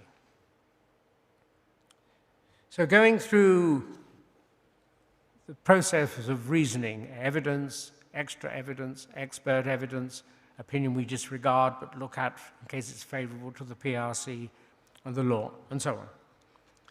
Further conclusions as to torture, and in summary, the tribunal is satisfied beyond reasonable doubt that torture has been inflicted throughout the period leading up to 2021 by or at the instigation of or with the consent or the acquiescence of public officials or other persons acting in official capacities of the PRC or the CCP. Turning to crimes against humanity. Before we come to the list of acts that have to be shown, remember, there has to be an attack. It has to be widespread, and it has to be systematic. Was there an attack? Might it just have been that everyone in the PRC, or certainly in Xinjiang, was just suffering the same detention, surveillance, and so on and so forth? To which the answer is no. The number of Uyghurs detained, the number of mosques and graveyards destroyed or rendered unfit for purpose, sterilizations, abortions, repression of language, repression of religion, separation of Uyghurs wholly without justification, that shows there was an attack. Second, was the attack widespread and systematic? Well, as to widespread, the evidence shows it was happening across the region, particularly concentrated and impactful on the southern region, which is majority populated by Uyghurs. It's been organized, systematic, including the deployment of all-pervasive technology-based surveillance, including by something of which you can read called the Integrated Joint Operating Platform, which monitors by means of artificial intelligence as well as human intervention every facet of Uyghur life. It is hard to conceive of something more systematic. Which brings the tribunal to the 11 acts. The first is murder. For an act of killing to qualify as a crime against humanity act, there would have to be proof of the intent to kill or cause serious bodily harm by the perpetrator herself or himself. Insufficient evidence of that. That act is not proved. For extermination, there would have to be evidence of killings occurring on a mass scale. There is no evidence of mass-scale killings. For enslavement, there would have to be evidence of ownership over a person. Well, there's evidence of people being forced into labor in the region and elsewhere, but there's not actually evidence of ownership in the sense of buying or selling people, trading in them. The fourth act, deportation and forcible transfer, defined as coercive displacement of persons from area in which they are lawfully present without internationally or internationally permitted lawful grounds. The tribunals received evidence of large-scale forced coercive transfers of villages being knocked down without owners or occupiers' consent and occupants being relocated. The crime against humanity of deportation and forcible transfer of population is proved beyond reasonable doubt. Imprisonment or other severe deprivation of physical liberty in violation of the rules of international law. Number 5, the evidence of the imprisonment of over 1 million people is almost enough for me to mention without any reasonable cause, as the evidence shows, without any proper legal process. The tribunal is satisfied beyond reasonable doubt that the crime against humanity of imprisonment or severe deprivation of physical liberty is proved. Torture for crimes against humanity is much like torture under the Torture Convention. It's proved as a crime against humanity beyond reasonable doubt. Rape, sexual slavery, enforced prostitution, forced pregnancy, enforced sterilization, and other forms of sexual violence, the next category of act. Well, rape being sexual penetration, however slight, of varying orifices by any object where such penetration occurs without the consent of the victim. The definition of rape may encompass invasion of any part of a victim's body. The perpetrator must intentionally commit the act, being aware that the victim doesn't consent to the act. The tribunal is satisfied beyond reasonable doubt that this crime of rape and enforced sterilization and other elements of violent sexual abuse is proved. Persecution comes next, being acts that discriminate in fact and deny fundamental human rights laid down in international law and are carried out with the intention to discriminate on political grounds. And to discriminate on political, racial, ethnic, or religious grounds against an identifiable group, or that are collectively and universally recognized as impermissible. Evidence of economic deprivation, of discrimination of a personal nature, of plunder of property, of discriminatory judicial and legal practice, of restrictions placed on family life, of exclusion from certain professions, of restrictions placed on the rights of citizens coupled with attacks on the civilian population by seizure, collection, and forcing them to move to camps, all constitute acts of persecution. The tribunal is satisfied beyond reasonable doubt that that crime against humanity is proved. Likewise, with enforced disappearance, of which we've heard a great deal, the tribunal is satisfied beyond reasonable doubt that that is proved. Apartheid would have come next, but is an incompletely developed crime and is not considered incompletely developed by courts and law and so on. So we're not considering that. Inhumane acts is the infliction of great suffering or serious injury to body or to mental or physical health by means of an inhumane act. So residuary category, it encompasses acts not specifically enumerated. Evidence has been received which could be included within this category. Forcible imposition of hand people into Uyghur family homes, pervasive surveillance system throughout the region, destruction of mosques, repression of religious and cultural expression, forced coerced marriage. Satisfied beyond reasonable doubt is the tribunal that this crime against humanity is proved. Further, in light of the way in public and known to all, Uyghurs were discriminated against. For all of those facts found as proved, the tribunal is also satisfied beyond reasonable doubt that perpetrators of all those facts knew of the widespread or systematic attack against the Uyghur part of the population, so that their acts were part of the attack, even if they had no actual detailed knowledge of the attack overall. enough is proved against them to prove that the crime of crimes against humanity is proved against the PRC state. Turning to genocide, remembering a bit about the law, recalling a bit about the law, remembering that a plan is not essential but may help, and we've heard a bit about a plan, that motive is generally irrelevant because what's important is intent at the moment some act is put into place. The policies may be achieved through genocide, but that's not a critical finding. That a perpetrator's specific intent has to be directed against destruction of a group in part, that's sufficient, as opposed to the whole. But that the part, if it is only going to be against part, must constitute a substantial part of the group, such that it is significant enough to have an impact on the group as a whole. Looking at those tests from the point of view of imposing measures intended to prevent births within the group, the intended measures themselves, together with an intent to biologically destroy, would meet the legal elements for genocide. The actual consequence on future birth rates may not be necessary, although if the consequences may be seen already to have happened, as indeed they have to some extent, then that may be instructive for identifying what was the perpetrators. And remember, perpetrator is the high level, people organizing things, running things, may be instructive for identifying any destructive intent. So running through the things that would have to be proved, were genocide to be proved, it's incontrovertible that the Uyghurs are a qualifying group.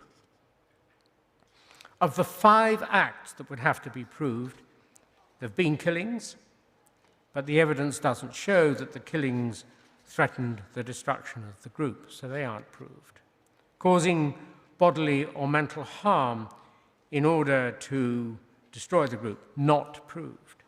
Deliberately inflicting on the group conditions of life likely to bring about its destruction. Again, much evidence showing such things happen, but insufficient to prove destruction. Turning to imposing conditions intended to prevent birth, the PRC has put in place a comprehensive system of measures to optimize the population, so-called the population in Xinjiang, with a particular focus on the southern region, which is majority Uyghur populated. It has sought to rebalance the respective Han and Uyghur populations, increasing the former and reducing the latter, by orchestrating in-migration of Han, out-migration of Uyghurs for labor purposes, but most effectively, as already explained, by reducing the birth rates and population growth of Uyghurs. This may even result in a reduction of the overall population over time. The tools of its policy include sterilization by removal of wounds, widespread forced insertion of effectively irremovable IUDs, equating to mandatory sterilization associated with forced abortions. These policies will result in significantly fewer births in years to come than might otherwise have occurred. The population of Uyghurs in future generations will be smaller than it would have been without these policies. This will result in a partial destruction of the Uyghurs. So in accordance with the Genocide Convention's use of the word destroy, this satisfies a prohibited act required for proof of genocide, but leaves unresolved whether the state intended this destruction, and if it did, whether the part to be destroyed was a sufficient part. We'll return to that. The 5th category of act that can lead to genocide is forcible transfer of children. Thousands of children, maybe hundreds, removed from the care of their families, sometimes with one or both their parents in prison, sometimes as young as a few months, placed in hand-run state institutions, including boarding schools and orphanages. Some parents have not known where their children are, or even whether they're alive or dead. These children not only removed from their homes and communities, but from their cultures. These acts are grave threats to the integrity of the Uyghur group and could be a means by which the state could effect its destruction of the group over the longer term. But so far as this tribunal is concerned, the law is insufficiently developed for the tribunal to conclude that these acts qualify as the act of transfer of children under the Genocide Convention. And indeed, the general caution exercised by the tribunal in making determinations about genocide referred to above is heightened. It's clear that destruction, even articulated as physical and biological, does not have a unique meaning. And it's easy to imagine circumstances where an intention to destroy by one means might be associated with an inconsistent destructive act, and that other destructive act might be consistent with some different but unproved intention.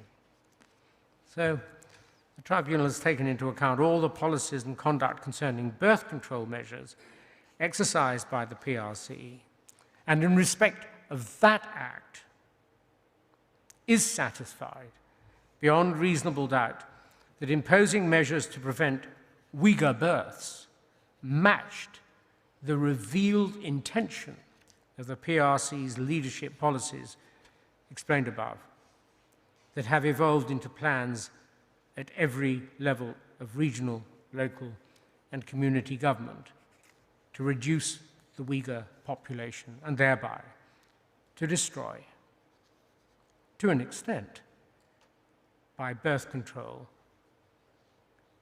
and sterilization. Thus, and so far, in the judgment of the tribunal, torture is established beyond reasonable doubt.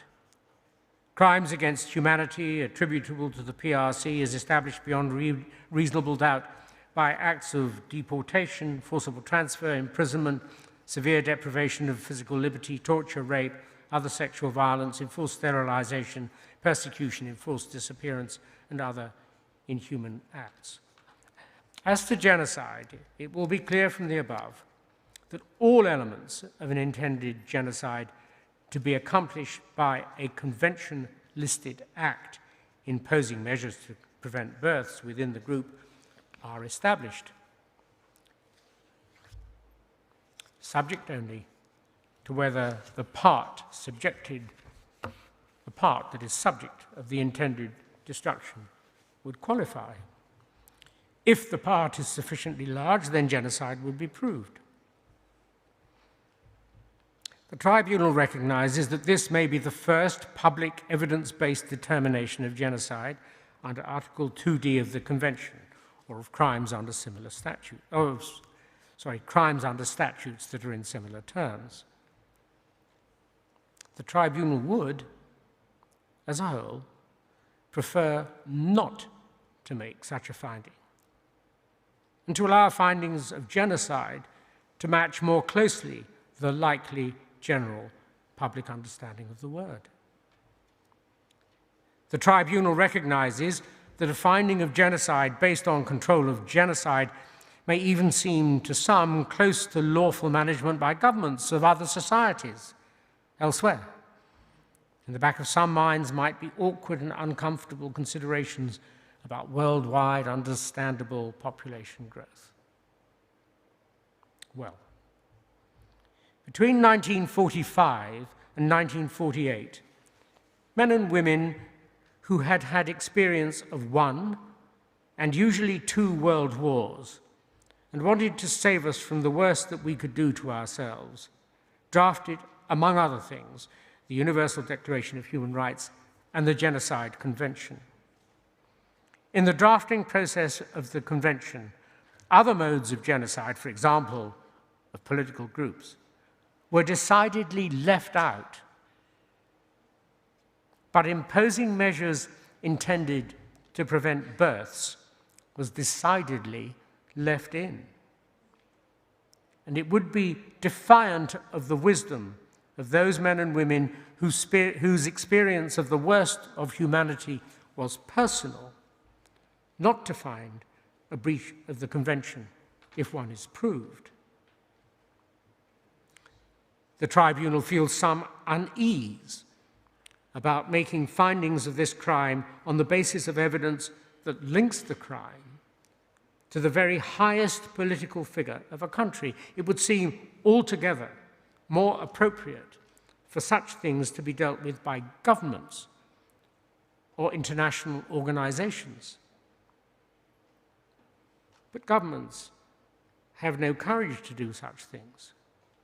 Neither does the United Nations, where a powerful state is involved. And so it falls to this tribunal to make clear, on the basis of findings set out, that the unborn part of the Uyghur ethnicity of Xinjiang, calculated by consideration of the likely numbers of Uyghurs in years to come, that there would have been measured against the likely number of Uyghurs that there would have been had the Uyghurs not been treated in the way that they were by measures to prevent births, constitutes a substantial part for the purposes of the Convention. And accordingly, on the basis of evidence heard in public, the Tribunal is satisfied beyond reasonable doubt that the PRC, by the imposition of measures to prevent births intended to destroy a significant part of the Uyghurs in Xinjiang, as such, has committed genocide. Several points follow. First, this judgment, with no evidence of any mass killing, may be thought to diminish the perceived status of genocide as a crime, and in one way, it may do that, and if so, in one way, not necessarily a bad thing. The use of superlatives, world's gravest crime, and hyperbole, crime of crimes, when attached to tragedy, brings public attention, but sometimes at a cost to other tragedies, less able to attract attention despite being as serious. The suffering of the Uyghurs has attracted public attention by superlative and hyperbolic expressions of concern for reasons that may not be entirely clear. Other suffering that has included large-scale killings of those without religious affiliation in North Korea, for example, or the Christians killed in Nigeria, or the Yazidi men and women killed by Daesh, but with less or no ability to have the label genocide attached to their suffering, have found it harder to gather public sympathy and support. And let's remember, most of those affected in Xinjiang are still alive, and their lives may, at some stage, improve. Further, in truth, genocide is not necessarily the worst of all possible crimes. Activating a dirty bomb in a city might be no genocide, despite the death and devastation it would cause. The Twin Towers attack was terrorism, but not genocide. So why should what has been happening to the Uyghurs be taken so seriously? The Genocide Convention was concerned at its creation in 1948 with the survival not of individuals, but of groups, national, ethnic, racial, religious groups. It looked forward to how they might be saved from destruction. It looked to stimulating actions in other countries to support the existence of such groups, even before a first act of destruction may have occurred. That ambition, it might be thought, is as important today as then. Ours is a world of many nations, ethnicities, races, and religions, all of which are entitled to survive, all of which are supported by the Universal Declaration of Human Rights, none of which is to be extinguished. But Some might say what happens in Xinjiang is merely the encouragement to assimilation of groups, assimilation being something that's happened naturally throughout recorded history, and that the PRC might simply be bringing greater security, borders, and a country of a single character by what it's doing. Such thinking might, of course, be misguided because the experience of many ethnicities is that they have a great power to survive despite attack. But assimilation by encouragement or force would set at naught the value of diversity experienced in everything humans do and how they live. And so even without Dr. Zwan's important observation about how long murderous genocides may take to develop, it can be said that the method of genocide involved in this judgment, a genocide the intention of which is evidenced by the other crimes of humanity and by the use of torture, is indeed grave. Some of the surrounding support for Uyghurs in governments and parliaments and the media may have been driven by envy of China's success, by fear of China, and so on. But their support can now be seen to have been justified. The tribunal makes no recommendations, but a second point is this. The tribunal has no power of any kind to sanction the PRC or individuals in the PRC. It assumes politicians, civil society, NGOs, powerful individuals who have powers of sanction and who can make their voices heard on issues to which this judgment may relate will do so. Much of the material before the tribunal has been for some time in the public domain from other sources, and it could reasonably have been expected that governments, organizations, and businesses interacting with the PRC will have already factored in what was revealed in that material and now in this judgment.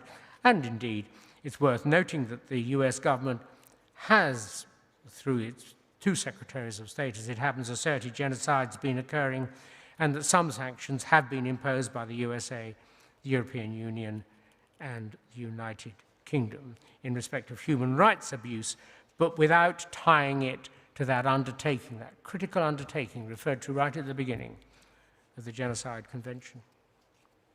3, staying with accusers.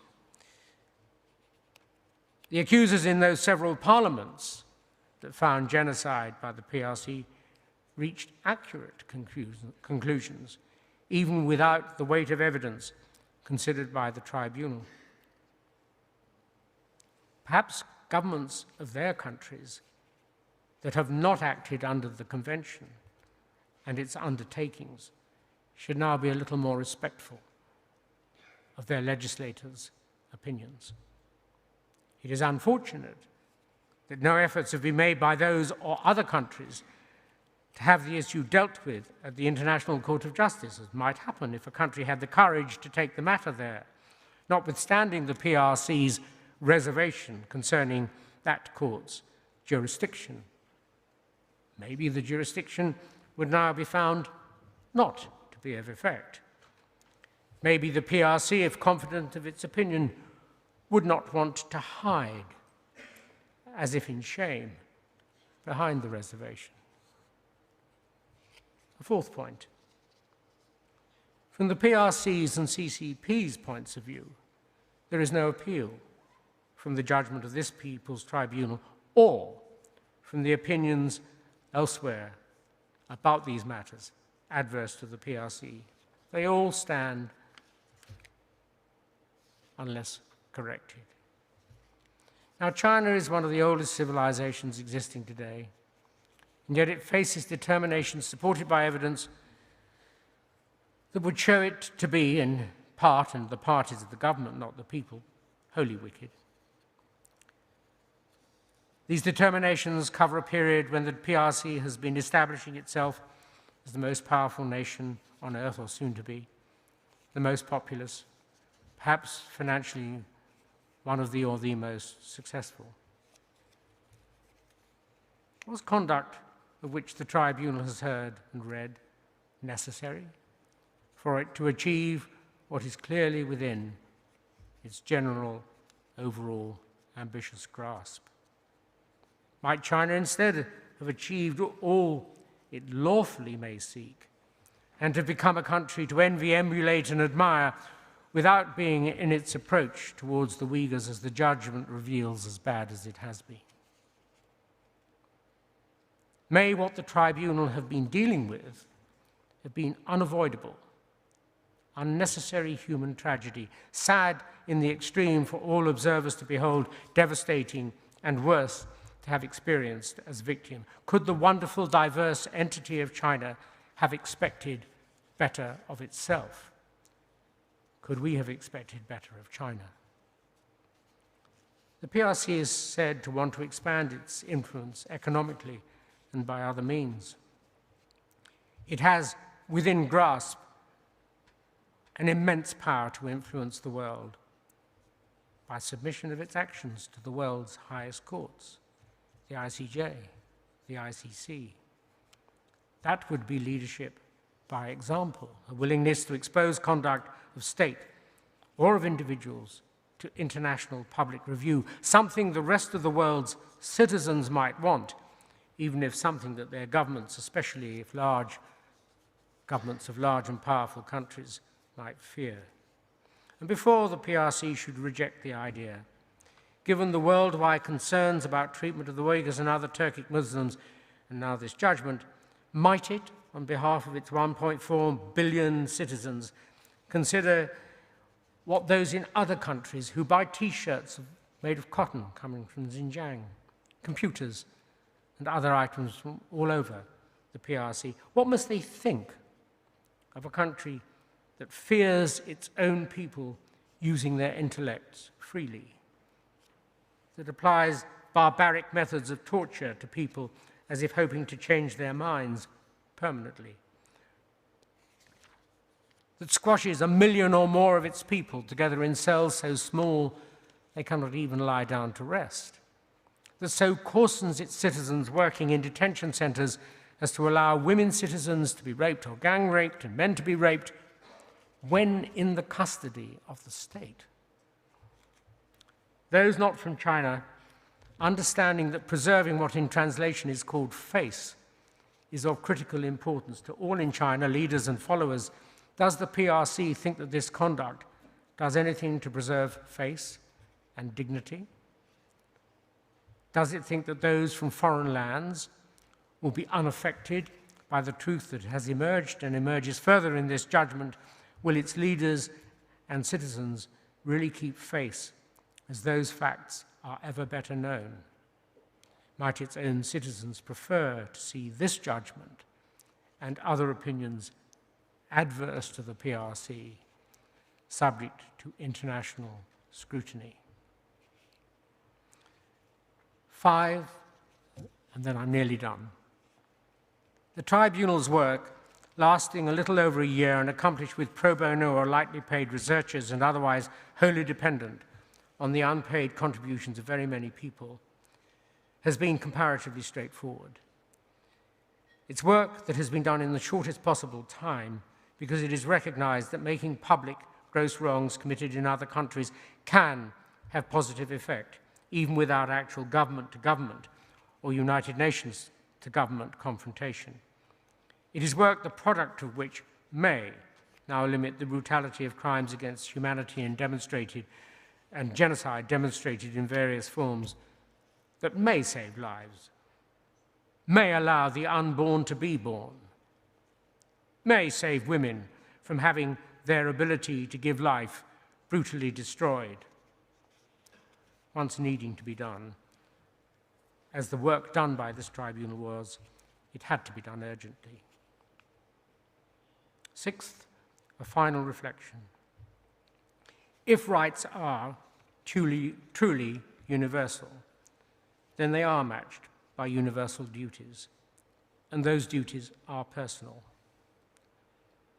Not only is your right as an immediate neighbor your neighbor's duty to uphold, but your neighbor's duty even on the other side, your neighbor's right, even on the other side of the planet, is similarly your duty to uphold if ever possible. International bodies, nation states, big NGOs deliver some part of the individual's duty.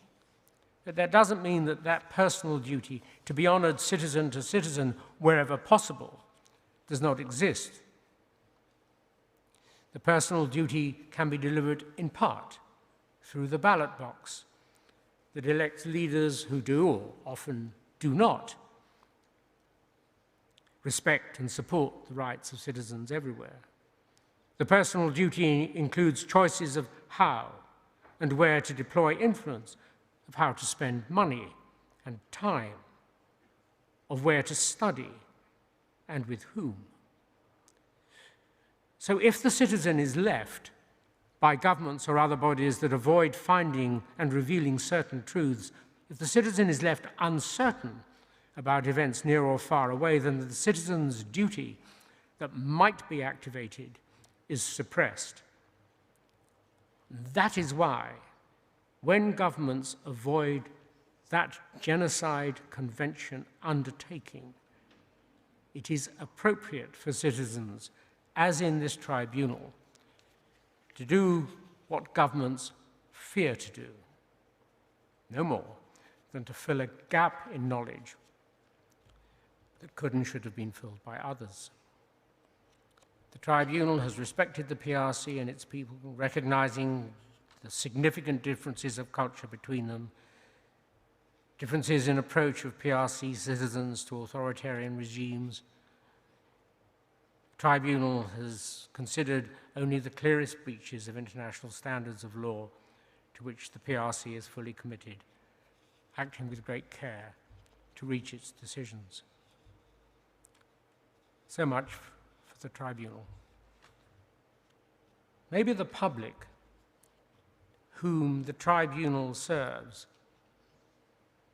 better informed of world affairs, if less experienced in the realities of war than the drafters of the 1948 documents, would have more concern for victims in far-off lands than their leaders might expect.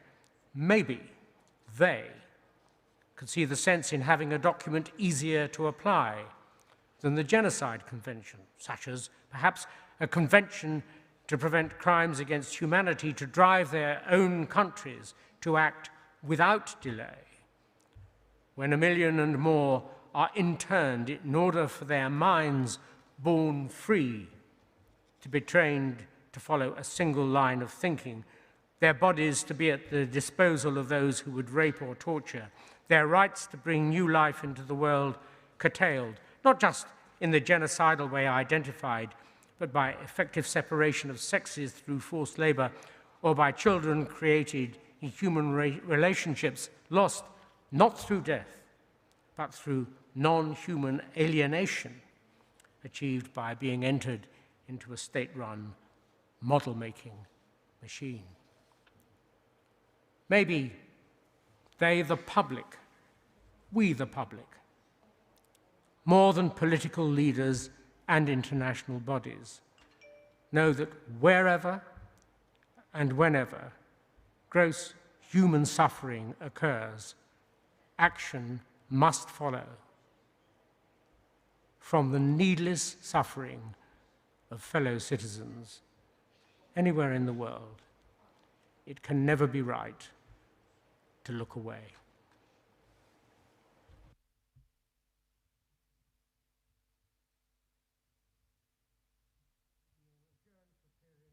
We'll adjourn for a period and then there'll be a press conference, I think.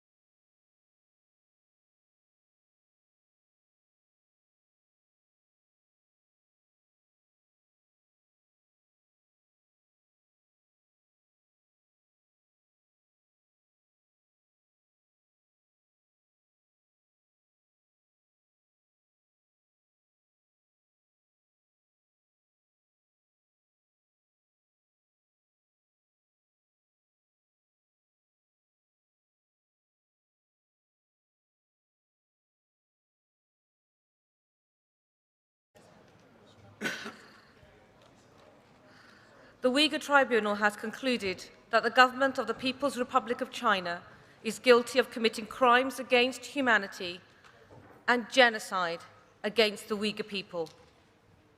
This is a rare moment of accountability for the families of victims and the survivors of the PRC's regime's cruelty.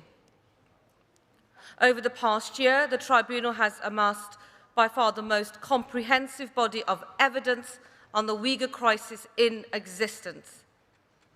Following a rigorous and impartial process, this People's Tribunal of objective professionals, all instructed fully on applying law, have concluded that the PRC is perpetrating genocide. The Tribunal has worked to the highest criminal standards and has proof beyond reasonable doubt. And we want to put on record our thanks to all of those that came forward and provided testimonies. This emphatic decision must now compel the UK government to take action in accordance with its international legal obligations.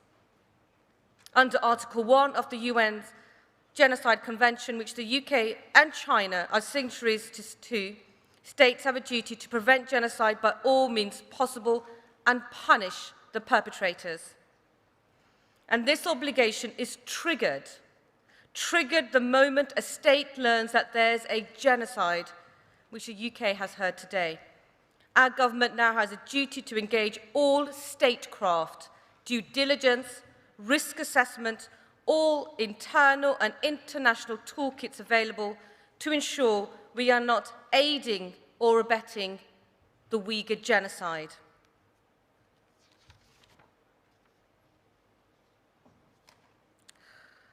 It was noted by Sir Geoffrey that in April, Parliament made history by recognising unanimously that the treatment of Uyghurs in China is genocide. We were joined by parliaments in Canada, Netherlands and the United States. At that time, the government refused to act. Today, everything has changed. Today, the Uyghur Tribunal has declared that a genocide is taking place, and we are demanding that the UK government makes time for debate in both houses to discuss what urgent action they will take next. We urge our government to carry out the review of export controls they promised in January. They must put in place sanctions on the architects of this genocide, including Chen Quango. They must put import controls on the products of Uyghur slave labour, and they must acknowledge in public that the Chinese authorities are committing genocide against the Uyghurs and engage with their legal duties to protect the Uyghur people. 51 years ago, the United Kingdom signed up to the UN Genocide Convention, designed to ensure that atrocities like those that happened during the Second World War could never again take place. Yet, in the 75 years since the Nuremberg trials, the UK has never succeeded in recognising a genocide while it was ongoing. With today's verdict, we have a chance to put that right. Never again should mean just that, never again. And we implore the government to stand up for the Uyghur people and stand by its UN obligations to prohibit the acts of genocide and to hold those responsible to account, and to ensure that we are in no way complicit in this ongoing genocide. I now turn to Sir Ian Duncan-Smith. I am here also as a member of the Interparliamentary Alliance on China, which contains members here, many of whom myself, Nuz, Lord Alton, and others have all been sanctioned by the Chinese government. We're here as well, and I am also the co-chair of an all-party parliamentary group on Magnitsky sanctions. And yesterday, in anticipation of this result, we called on a list of Chinese officials and a business to be sanctioned under the Magnitsky proposals. And this will be another area that we will be wanting to look at following this report.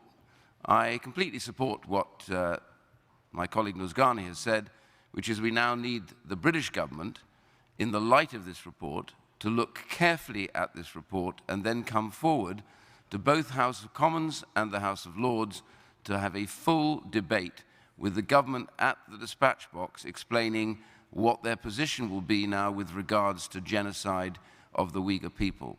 They have failed so far to do that. We now need the government to step up and do that. And all the other issues around the products coming out of Xinjiang now also have to be dealt with in line with what the government previously said they would do but has yet to do. This cannot be trumped. This is the most serious issue that could ever happen in a country to its people. The idea that a country's government would so determine that a particular ethnic group of people were not worthy of living or even living in that country is absolutely clearly genocide when you see what's happened as a result. And so we call upon the British government now to step up, to make those changes, to have that debate, and finally to declare genocide. I now turn to Lord Alton. I endorse everything that's been said by Nusrat Ghani and by Sir Ian Duncan-Smith. My own interest in this issue goes back many, many years. I visited Western China, and I am vice chairman of the all-party parliamentary Uyghur group. The evidence that we've heard this morning, as set out by Sir Geoffrey Nice QC and by the Uyghur Tribunal, is truly harrowing. It was shocking to hear about the systematic campaign to obliterate this population, to reduce this population, and to hear this finding of genocide. As Sir Geoffrey made clear, crimes against humanity are proven too in the most appalling cases of torture, rape, the mass movements of people, 1 million and more who are in re-education camps. What are we going to do about this? The Foreign Secretary has herself, Liz Truss has said, this is a genocide. Well, when words like this are used, it shouldn't be for rhetorical effect or for hyperbole. This is in line, as Sir Geoffrey made clear, with the 1948 Convention on the Crime of Genocide. Genocide has been found. What are we now going to do about that? One practical thing, of course, will be to make clear that there will be a total diplomatic and ministerial boycott of the Genocide Olympic Games. A second thing will be to stop companies operating in this country who have direct links to genocide in Xinjiang. One example is Hikvision, banned in the United States, but not here, and many of us have been calling for it to be banned here. And there are many other practical actions which can be taken. It is for the government now to come forward with those, and I agree with Sir Ian that there should now be a full-scale debate in both houses following the finding today, so that parliamentarians are able to say to the government, we expect action now to be taken. I'd make one final point, which is that during the Trade Act, I moved an amendment in the House of Lords, which went to the House of Commons, and by a whisker failed to be incorporated in that Act. It would have empowered the High Court of England and Wales to do the job that has fallen on Sir Geoffrey Nice QC and this independent Uyghur tribunal to do. It should not have been left to them. They have been extraordinary in their diligence. They've been magnificent in the way that they have courageously gone about this work. But it should not have been left to them. It is the duty of governments who say it is a matter for courts to determine whether a genocide has occurred or not, to make sure that such a route is opened. That route is not there at the present time, and that is still the major defect that this government and all governments have to address. We have with us on the stage Rushan Abbas, Rahima Mahmoud, and Dulkan Issa from the World Uyghur Congress. I think Dulkan will say a few words, and then we'll field some questions from the floor. Dulkan? Thank you. I, on behalf of also Uyghur community around the world, welcomes with great encouragement the final judgment of the Uyghur Tribunal, which announced today that Chinese Communist government atrocity crime against the Uyghurs and the other peoples of Turkestan amount to genocide and the crime against humanity. This is the historical day for the Uyghur people. We can only hope that the world takes meaningful steps to end the genocide, crime against humanity, and the torture, that the perpetrators, Chinese Communist Party, is held responsible for such as atrocity. If you want to ask a question, please raise your hand and tell me which media organisation you're representing. Yes. Peter Street, DGN. You mentioned the diplomatic boycott of the Beijing Olympic Games. Will you now be seeking a full sporting boycott of the Games as well? I will let Sir Duncan Smith lead on that. We have been talking about a full diplomatic boycott, but we want to make sure that the term diplomatic is fully understood, don't we, Sir Ian? Yes, yesterday in answer to a question, Prime Minister's question, the Prime Minister appeared to agree that there would be a full diplomatic boycott of the Olympic Games. That means, by the way, so that we can define it, means no government minister, no government official, including Foreign Office officials such as ambassadors, etc. That means nobody in an official capacity relevant to government can or should attend. Anyway, interestingly, the Chinese then reacted by saying they never invited them in the first place. So it looks like they've also made us a diplomatic boycotting country. But the main point is, you're asking about sporting boycotts. Now, I take a very simple view with this. I leave it up to individuals. Each sportsman or woman that takes part in the Olympics will have to make that decision for themselves. I've already spoken to the British Olympic Committee, and I said, you should now take a position to condemn what's going on in China, but your individual athletes can make their decision alone. And I hope that they will look at what's going on in China and ask themselves a very simple question: is it worth it? Worth it to endorse, by giving them that publicity moment, to endorse the terrible abuse that's taking place by the Chinese government. Next question. Yes, please. From which news?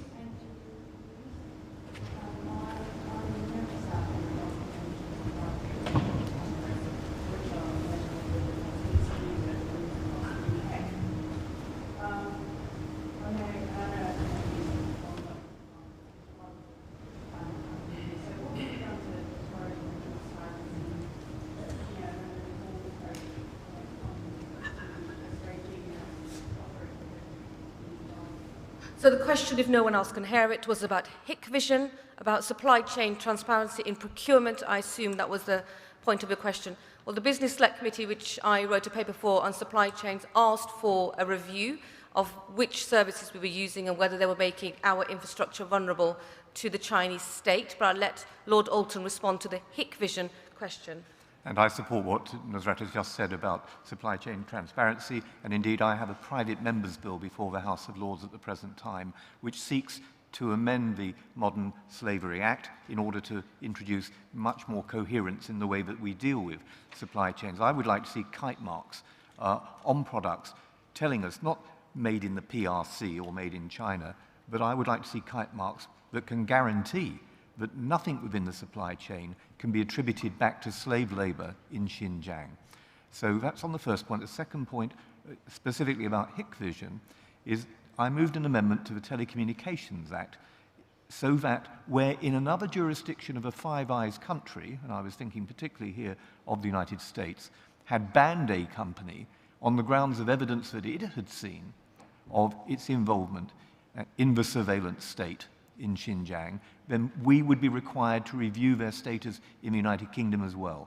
That was not passed, but I still believe it would be the right thing to do. Ministers said that they were with it in spirit, or they should now be with it in practice, and should be reviewing companies like Hikvision, who are directly linked to the surveillance state, the controls that we've heard about today that have been imposed there, and as you said in your question, are to be found on every high street pretty well in this country as well.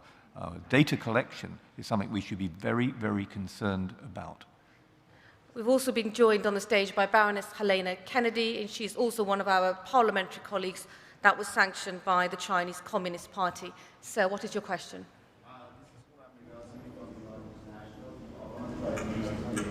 Judgment for Tribunal is coming up. Now I see such high-profile figures here, which helps with raising awareness. My question is that, are you interested in Aban Tribunal? Do you know about it, and will you be there? I'm sorry, sir. This morning we're fundamentally focused on the Uyghur Tribunal and the announcement made by Sir Geoffrey this morning. If you want to refocus your question, I can return to you. Okay, my question is that now, I mentioned the Aban Tribunal, but the result of this tribunal, that the judgment says that beyond reasonable doubt, the Chinese government is condemned of torture, crimes against humanity, and genocide. Now, what's the process from here? How are you going to go forward? How is it going to turn into, for example, a government condemnation or even a law or sanctions against China? So I mentioned a list of things that we've asked our government to do to respond to the UN obligations and to ensure that we're not complicit. Looking at our supply chains, looking at procurement, and calling out the evidence that was stated today by Sir Geoffrey. But I'll let Sir Ian add to that. Well, actually, I was just looking.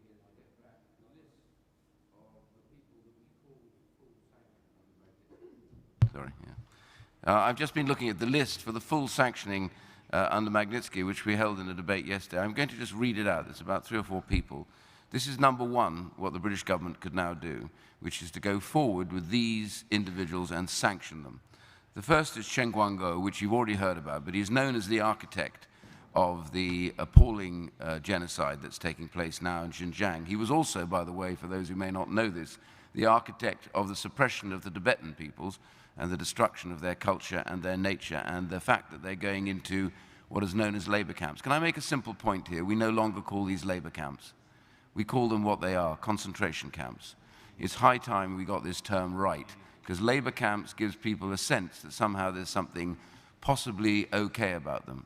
These are concentration camps that we learnt the hard lesson about during the course of the last war. So some other names that are on that list as well, and I'm just reading them out to you now. The Xinjiang Production Construction Corps, that has to now be on it. It is a paramilitary organization. Pang Jiaru and Sun Jinglong both worked in the Xinjiang area, and they held senior positions and were responsible. And the final name is For Liu, as the former party secretary of the Xinjiang Public Security. The British government should now put Magnitsky sanctions on these immediately. It should hold that immediate debate about what to do with regards to declaring a genocide, and the British government should step up and give its opinion clearly, honestly, and openly now. I know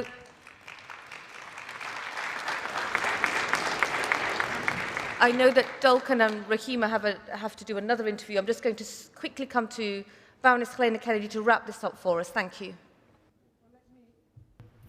Let me start by saying that this was a very distinguished panel led by Sir Geoffrey Nice, who is one of the world's really most esteemed lawyers, really experienced in the field that we're talking about here today, and assessing evidence, looking at the standard as to which it must reach in order to be convinced of the seriousness and the gravity of the allegations that he was dealing with his panel.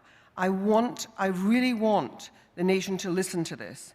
We have a duty under the convention to prevent genocide, not to wait until it's over.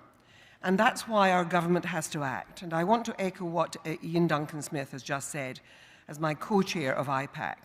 We really have to have our government take a stand on this. The evidence is clear. The evidence is absolutely there for anyone to see the gravity of what is being alleged here. And I really urge everybody who is concerned with justice in the world, concerned about the ways in which we do our business with the world, it's really imperative that we call upon our government to act now. Thank you, ladies and gentlemen. I apologize, I can't take any more questions. Thank you so much.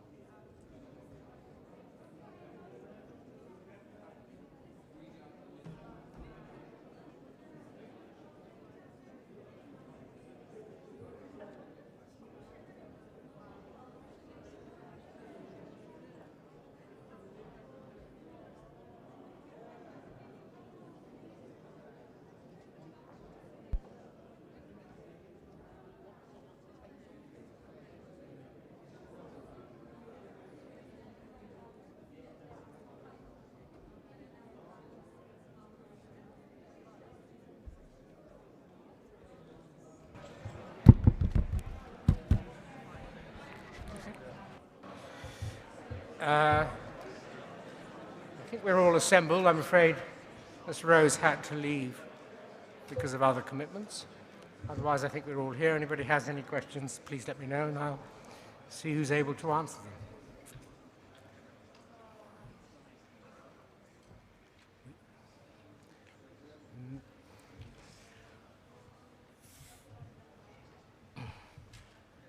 Yes?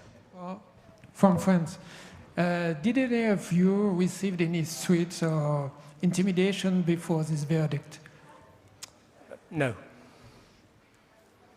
Nothing at all? No pressure? No, I mean, we were sanctioned, but that was all. And I explained only in short form how the sanctions actually had very limited effect. There was one way it had an effect, which was slightly unfortunate, and that is that Council's team was to have had a woman lawyer, a member of it, and unfortunately the sanctions, not on her, but for associated reasons, made that impossible, so that was unfortunate. We lost our two first choice, very senior lawyers who would have done things, no doubt, in their own way. We lost them. That was all. Of course, there have been plenty of ad hominem attacks on us, but we don't even bother to read them. Why should you?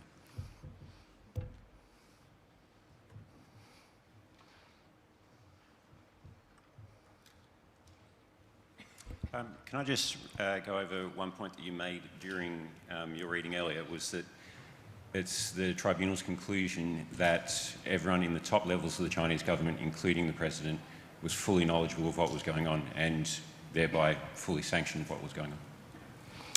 Why doesn't Mr. Vetch answer that? Because he's as familiar with the material as I am. Yes, as Sir Geoffrey said in his statement, we had a significant amount of evidence linking by means of policy, speeches, visits to the area by President Xi and other senior officials in both the party and the government. And that was then underwritten and reinforced, if you like, by the leaked papers, commonly known as the Xinjiang papers, where we could make a direct link to policies, strategies, and the implementation of those to the most senior people in the government, including President Xi. Sir Geoffrey, you mentioned the failings of governments and bodies such as the UN to make such a determination, and thus it's fallen to the tribunal to do so.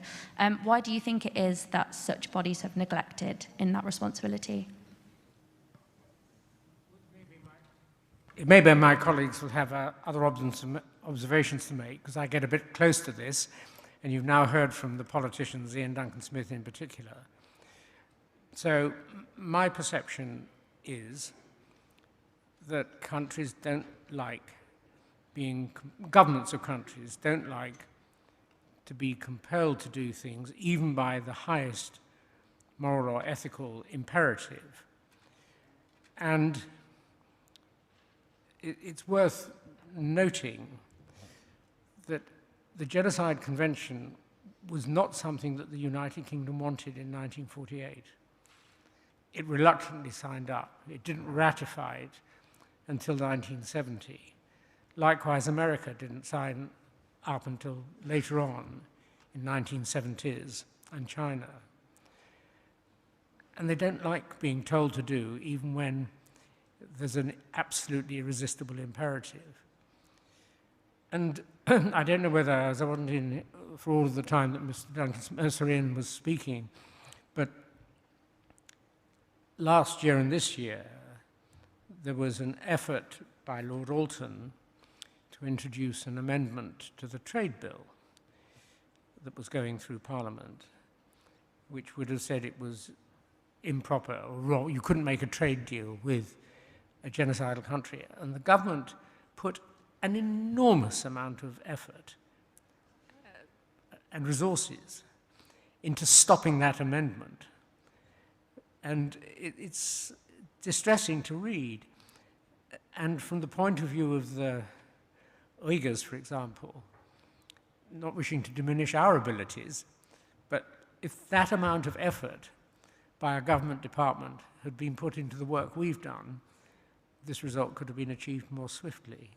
But my friends who come, one of the great advantages of this tribunal is that I have colleagues from all different parts of English society in a way, because they're different disciplines, and maybe some of them would like to answer that. Let's see.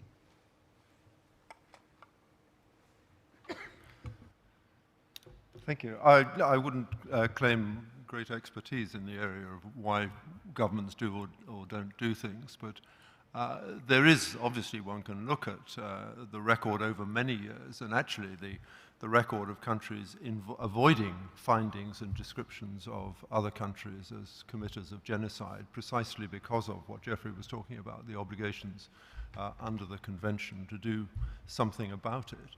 I think that when one is addressing powerful countries in the world, then smaller countries feel reluctant to address it, I suppose, partly because fear of what the consequences will be, and partly because unless it can be coordinated with more powerful nations or through the UN, which at the moment is obviously blocked by the fact that the Security Council has people on it who are not interested in pursuing, oh, it's not even me, that's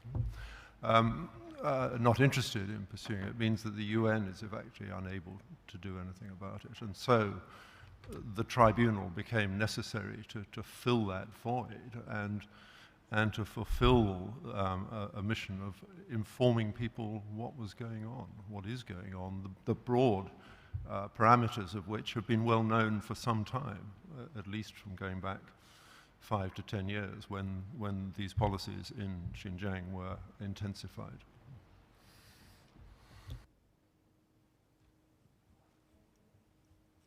Can I go? So Geoffrey, hi, Sylvia from the Associated Press. Several legislatures around the world have declared genocide, and so has the US government. And your ruling is not the first and will add to that body. How confident are you, though, that it will make a difference to Chinese policy and how the British government handles this very thorny question? And I mean, does it? I mean, as an independent body, would the Chinese government take this seriously at all, or brush it aside? It's a very interesting question. As a matter of detail, it's what, 6 parliaments, but it was actually the United States government itself, because it was the Secretary of State. So there's quite a difference, and the point that was made in the judgment at one stage is it's quite interesting that all these parliaments, 6 of them, have said it, the English parliament said it without opposition. It was a unanimous vote, and the government still do nothing. And the United States is a government that has said it and has still done nothing. So that's a bit of a problem.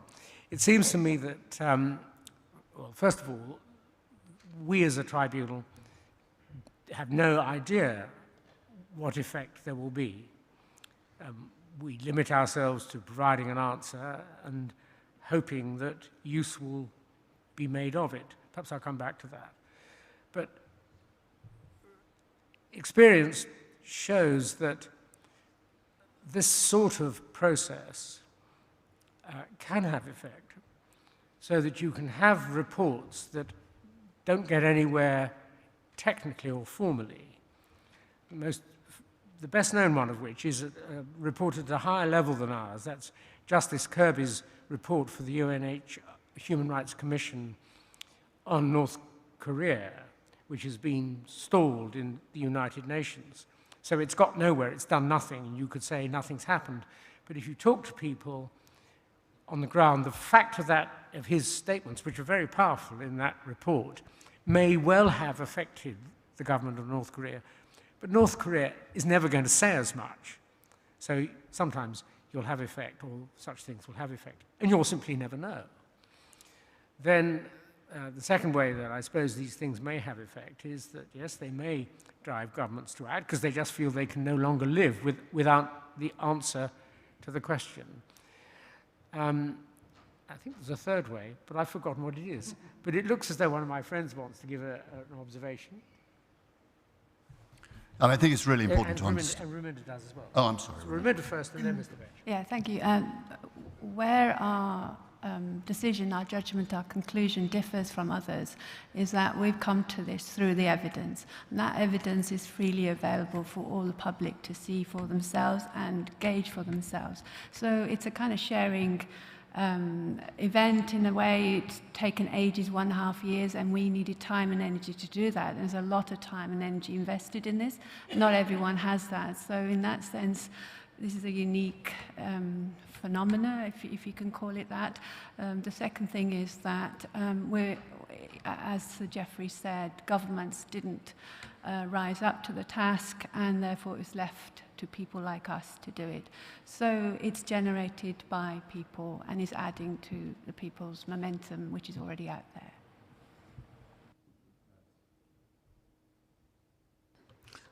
I would like to add to that this body of evidence is there, and in a democracy like ours, I would throw it back to you, the press, and say that you can actually help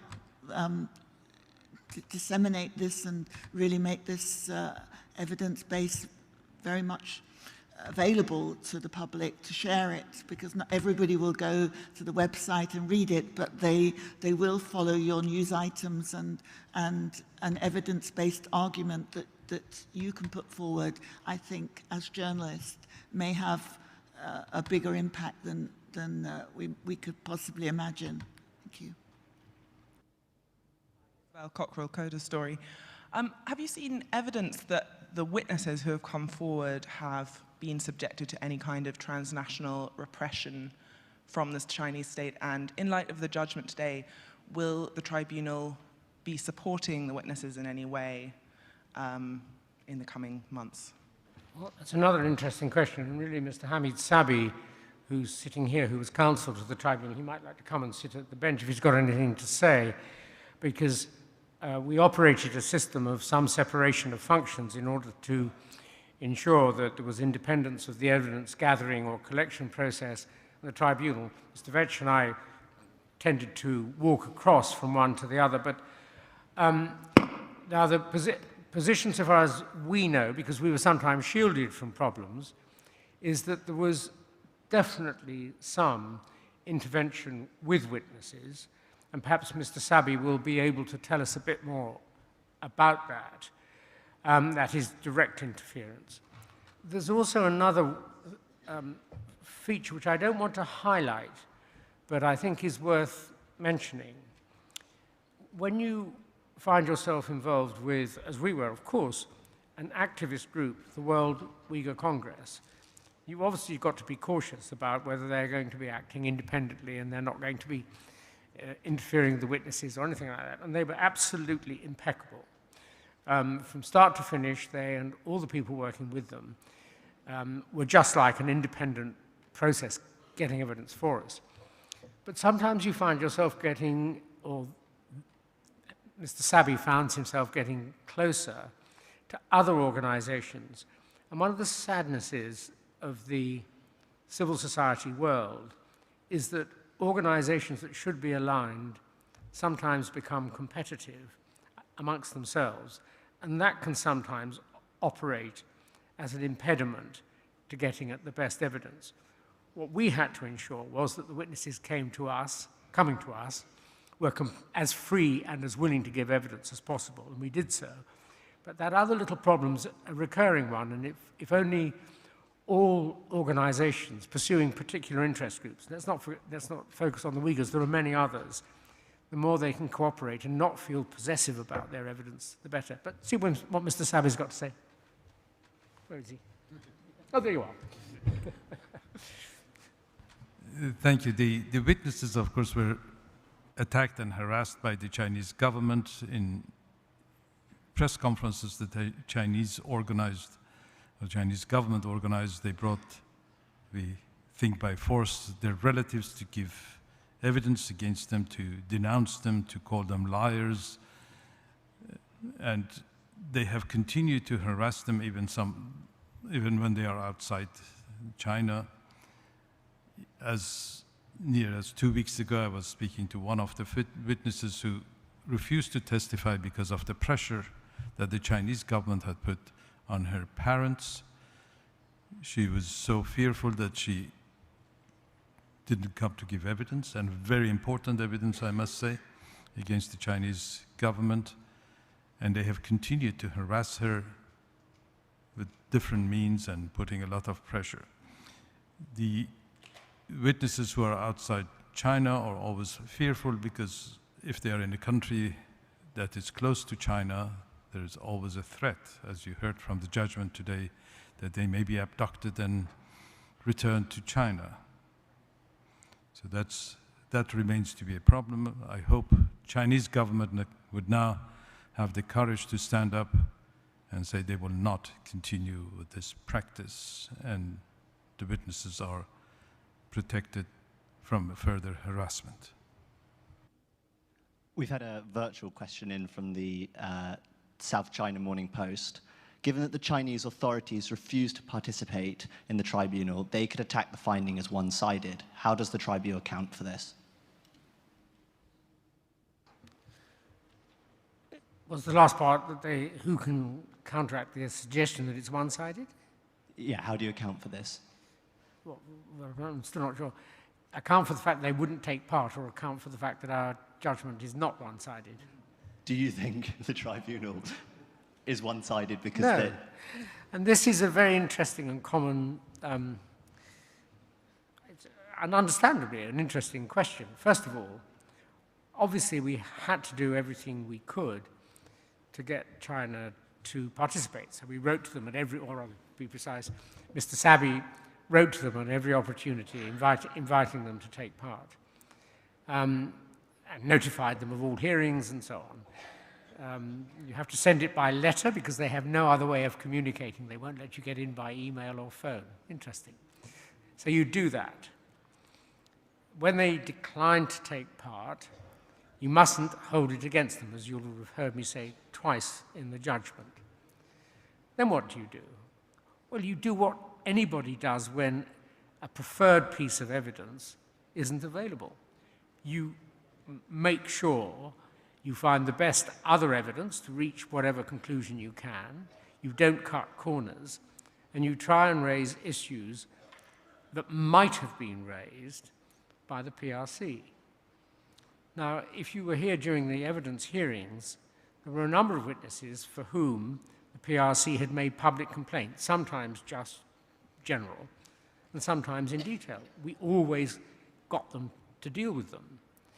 And you heard me say of 2 witnesses, but one fact witness, a really potentially very important fact witness, who we had no reason to disbelieve, but simply because it hadn't been possible for the PRC hadn't chosen to investigate or consider his evidence when they might have done, we decided we shouldn't act on it. So there are many ways in which you can be fair. And you know, if you think about domestic criminal trials, for example, it's often the case that there's no participation or involvement by an involved or concerned party. In murder trials, the victim is very rarely participating, for example, but you nevertheless manage to find out what happened. And often, for other reasons, parties don't take part. So it's an interesting question. You have to be alive to the problem, and you then do everything you can to counteract. It's not a difficulty to deal with the reality. Let's see if anybody else wants to say that. Yes, Dame Parveen. Thank you very much. No, I entirely agree with you. It's always very difficult if we haven't got a balanced argument from both sides. But I think we did our utmost to make sure that all the evidence we did get was triangulated from several sides in several ways. So I hope we got to the right conclusion. And as Geoffrey said, we also try to think what PRC might have asked from their side and trying to sort of answer that as well within. And I think you would have heard the Sir Geoffrey earlier on when he said that. Thank you. Oh, sorry. I'm Jane Warren from NTD News. So Geoffrey, I noticed that you mentioned about governments avoiding doing things out of fear. So I wondered if you had any examples of evidence that showed what was causing this fear mainly. Was it some external factors, maybe from the Chinese Communist Party? Well, obviously, fear comes in many forms, and I'm not suggesting that the governments weren't doing it because they feared physical fear for themselves. But the most likely fear that governments experience when confronted with difficult decisions of this kind is what might happen to trade, sometimes what might happen to important international relationships, what might happen to their voters' support.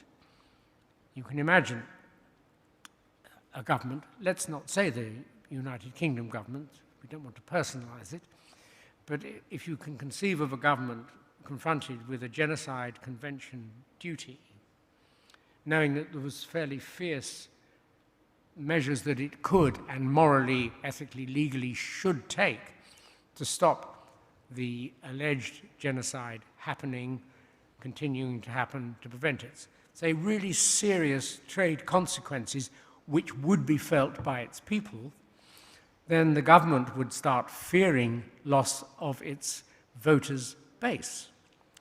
Now, that's exactly the sort of thing that can operate on governments, and that raises really big questions. Are we humans, a single family? Do we actually owe a duty to look after ourselves? As by my observations about citizen-to-citizen duty, I suggested maybe we do.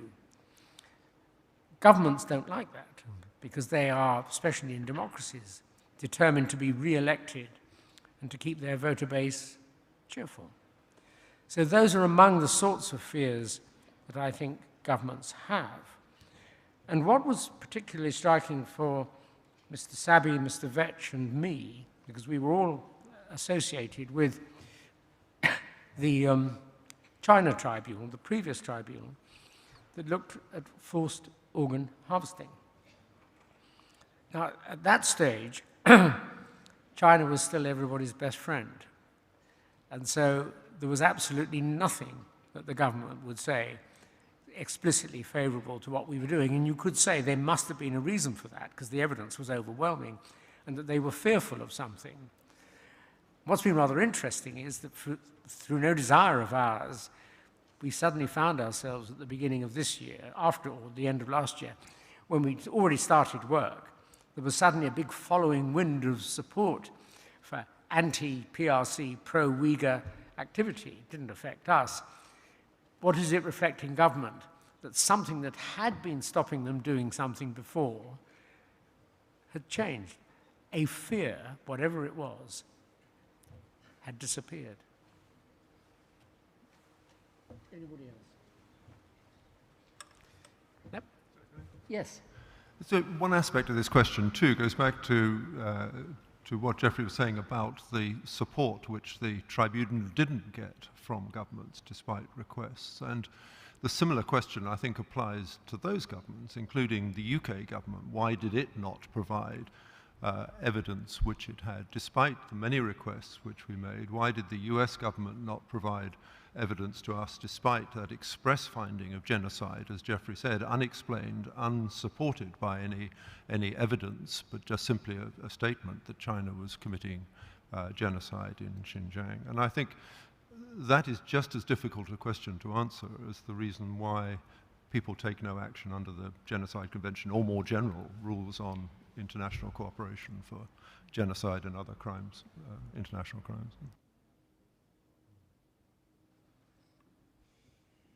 Are we done? Ah, there's somebody in the hall. If that's allowed, I don't see why not. We can't hardly be a democracy without allowing someone in the hall to speak.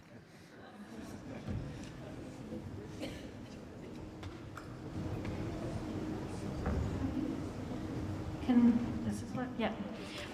Rabia Khan, member of the public. Thank you for today. and for all of your work. I have seen the report has been published online, and I will be reading it after this session, and looking forward to spending a bit more time pondering the findings. My question to the panel is about Chinese investment into UK universities, and particularly educational institutes. So there's a lot of Chinese investment coming into UK universities for various reasons. In light of today's judgment, what would you say to those universities? Do you think today's judgment should have a bearing on the decisions to accept investment, to accept projects, ties? What influence should it have on relationships? Thank you. I've got 3 professorial colleagues. One other has not been able to attend today, so they're going to have a view, which I will, of course, let them explain. And if any of them is not able to explain, they may, of course, have their own internal concerns about not answering the question. But the question, and I'm not going to answer the question specifically, although I can see that Professor Kaur is dying to, so I'll let her get in a second. But it is clearly the case that amongst the people who have to make decisions when this kind of information comes up are universities, both because of campuses they set up in other countries and because of the dependence there is in this country on the funding. And they're amongst many institutions that have to consider that. It was lightly touched on in the judgment, but in the previous judgment, you'll see that it was spelled out a little more specifically when that it said that all those bodies, including academic institutions, had to decide, to the extent revealed in that judgment, how they should react with a criminal state, to the extent that criminality was shown.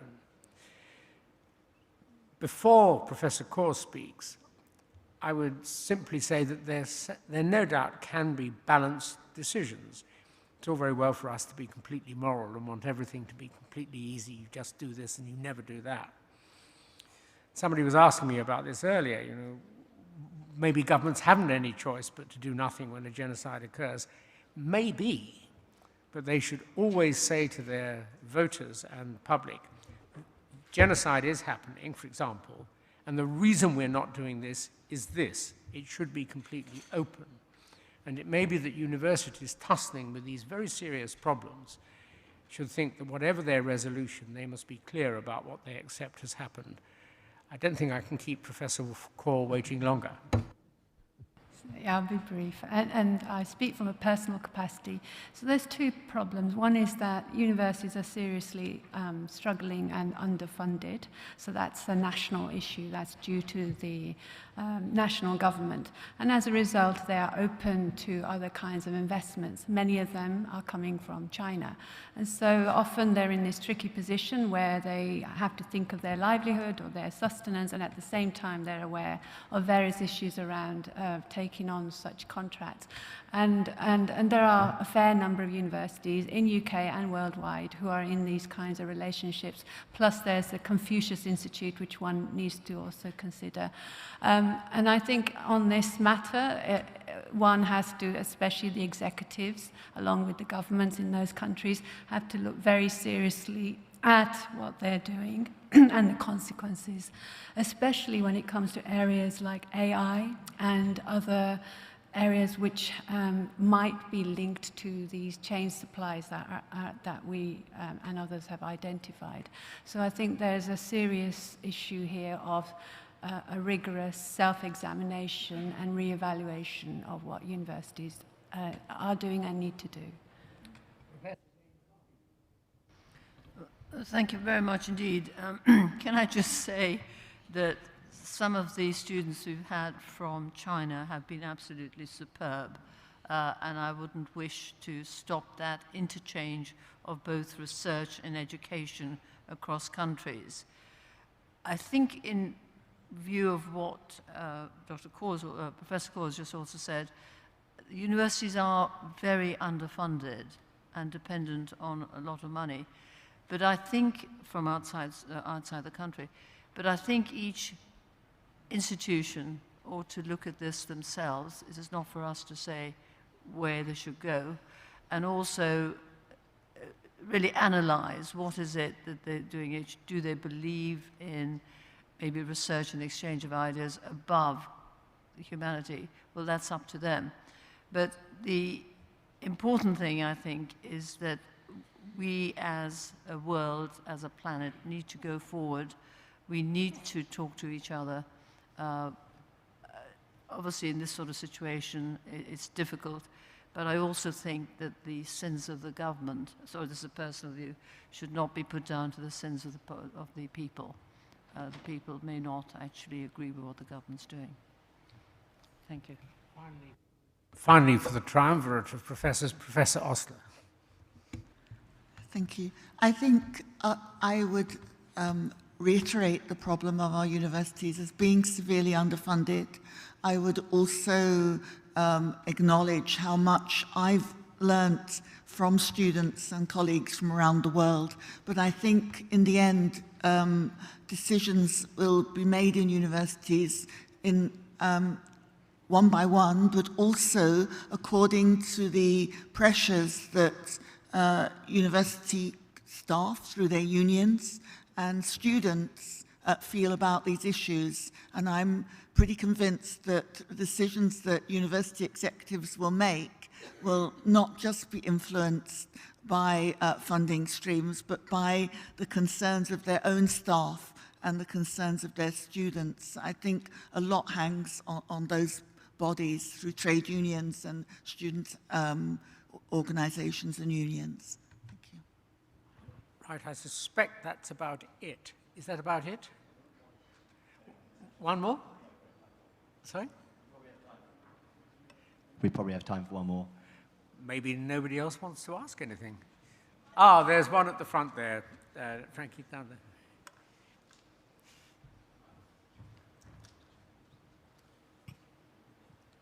Good afternoon, and thank you for the judgment. My name is Moazem Beg. I'm a former Guantanamo prisoner of the United States of America and the outreach director of CAGE. The reason I got involved in getting concerned with the case of the Uyghurs is because 22 of them were held without charge or trial with us in Guantanamo, and one of the things they told me was that they were thankful that they were sent to Guantanamo and not to China.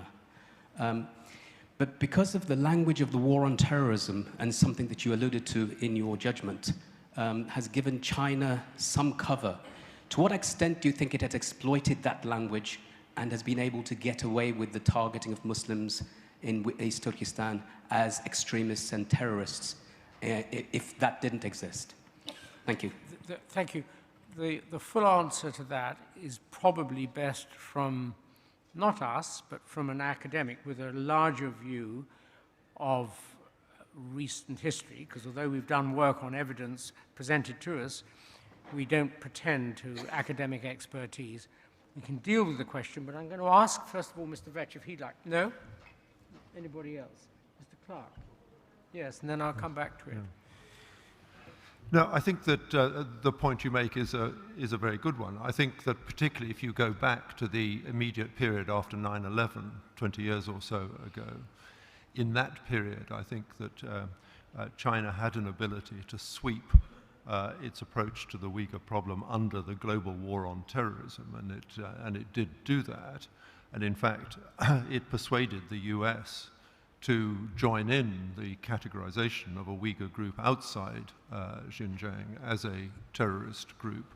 And that application of that name lasted, I think, until about 2018 or so. I think, as this is, again, just a view, is that I think that reduced that ability to persuade people that their treatment of the Uyghurs was justified as a part of the global war on terrorism has declined, particularly as the treatment of the Uyghurs became more extreme from sort of 2014 onwards. I think people were less willing to accept, and particularly since the evidence of terrorism in a way which perhaps the wider world would understand it was extraordinarily limited, with every element of violence in Xinjiang and and outside being categorized as terrorism. And I think that had an effect over time. But that's just a view. As you say, Geoffrey, I have no academic research to back it up. Thank you for that.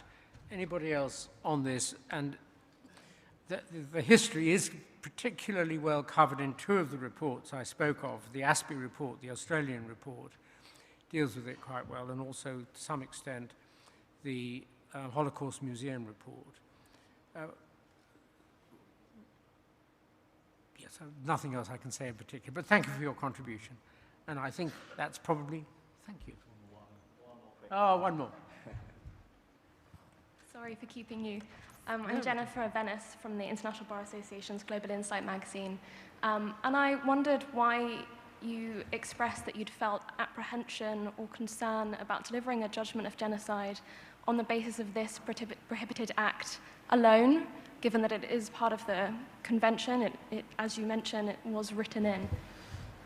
Well, it wasn't possible to be satisfied that the law allowed a disconnect between a precise intention and the acts concerned.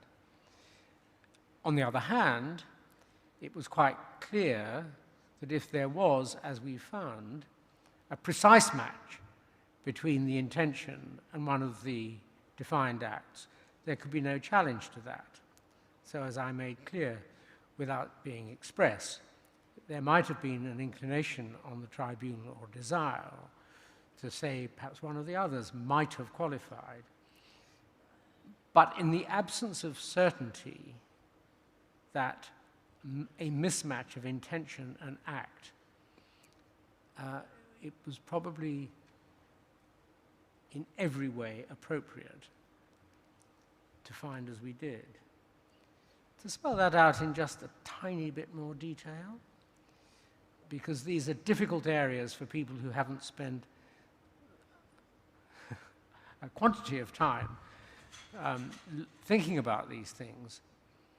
If you consider the determination made about measures to prevent births, the intention is to prevent births, to stop children being born. It's very simple.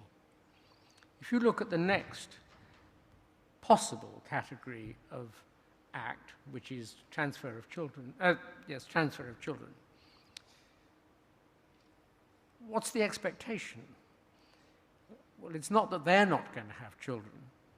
It may be the hope that they will have children with Han and dilute the ethnicity. It's a totally different specific intention. If you go back to the first iteration of the convention, you'll see that the various categories then proposed had subcategory definitions. That would have made life much easier. We've been left without that. And it is very important that our findings should be completely secure if it is to be of value. I hope that will do as an answer. And on that note, thank you and farewell.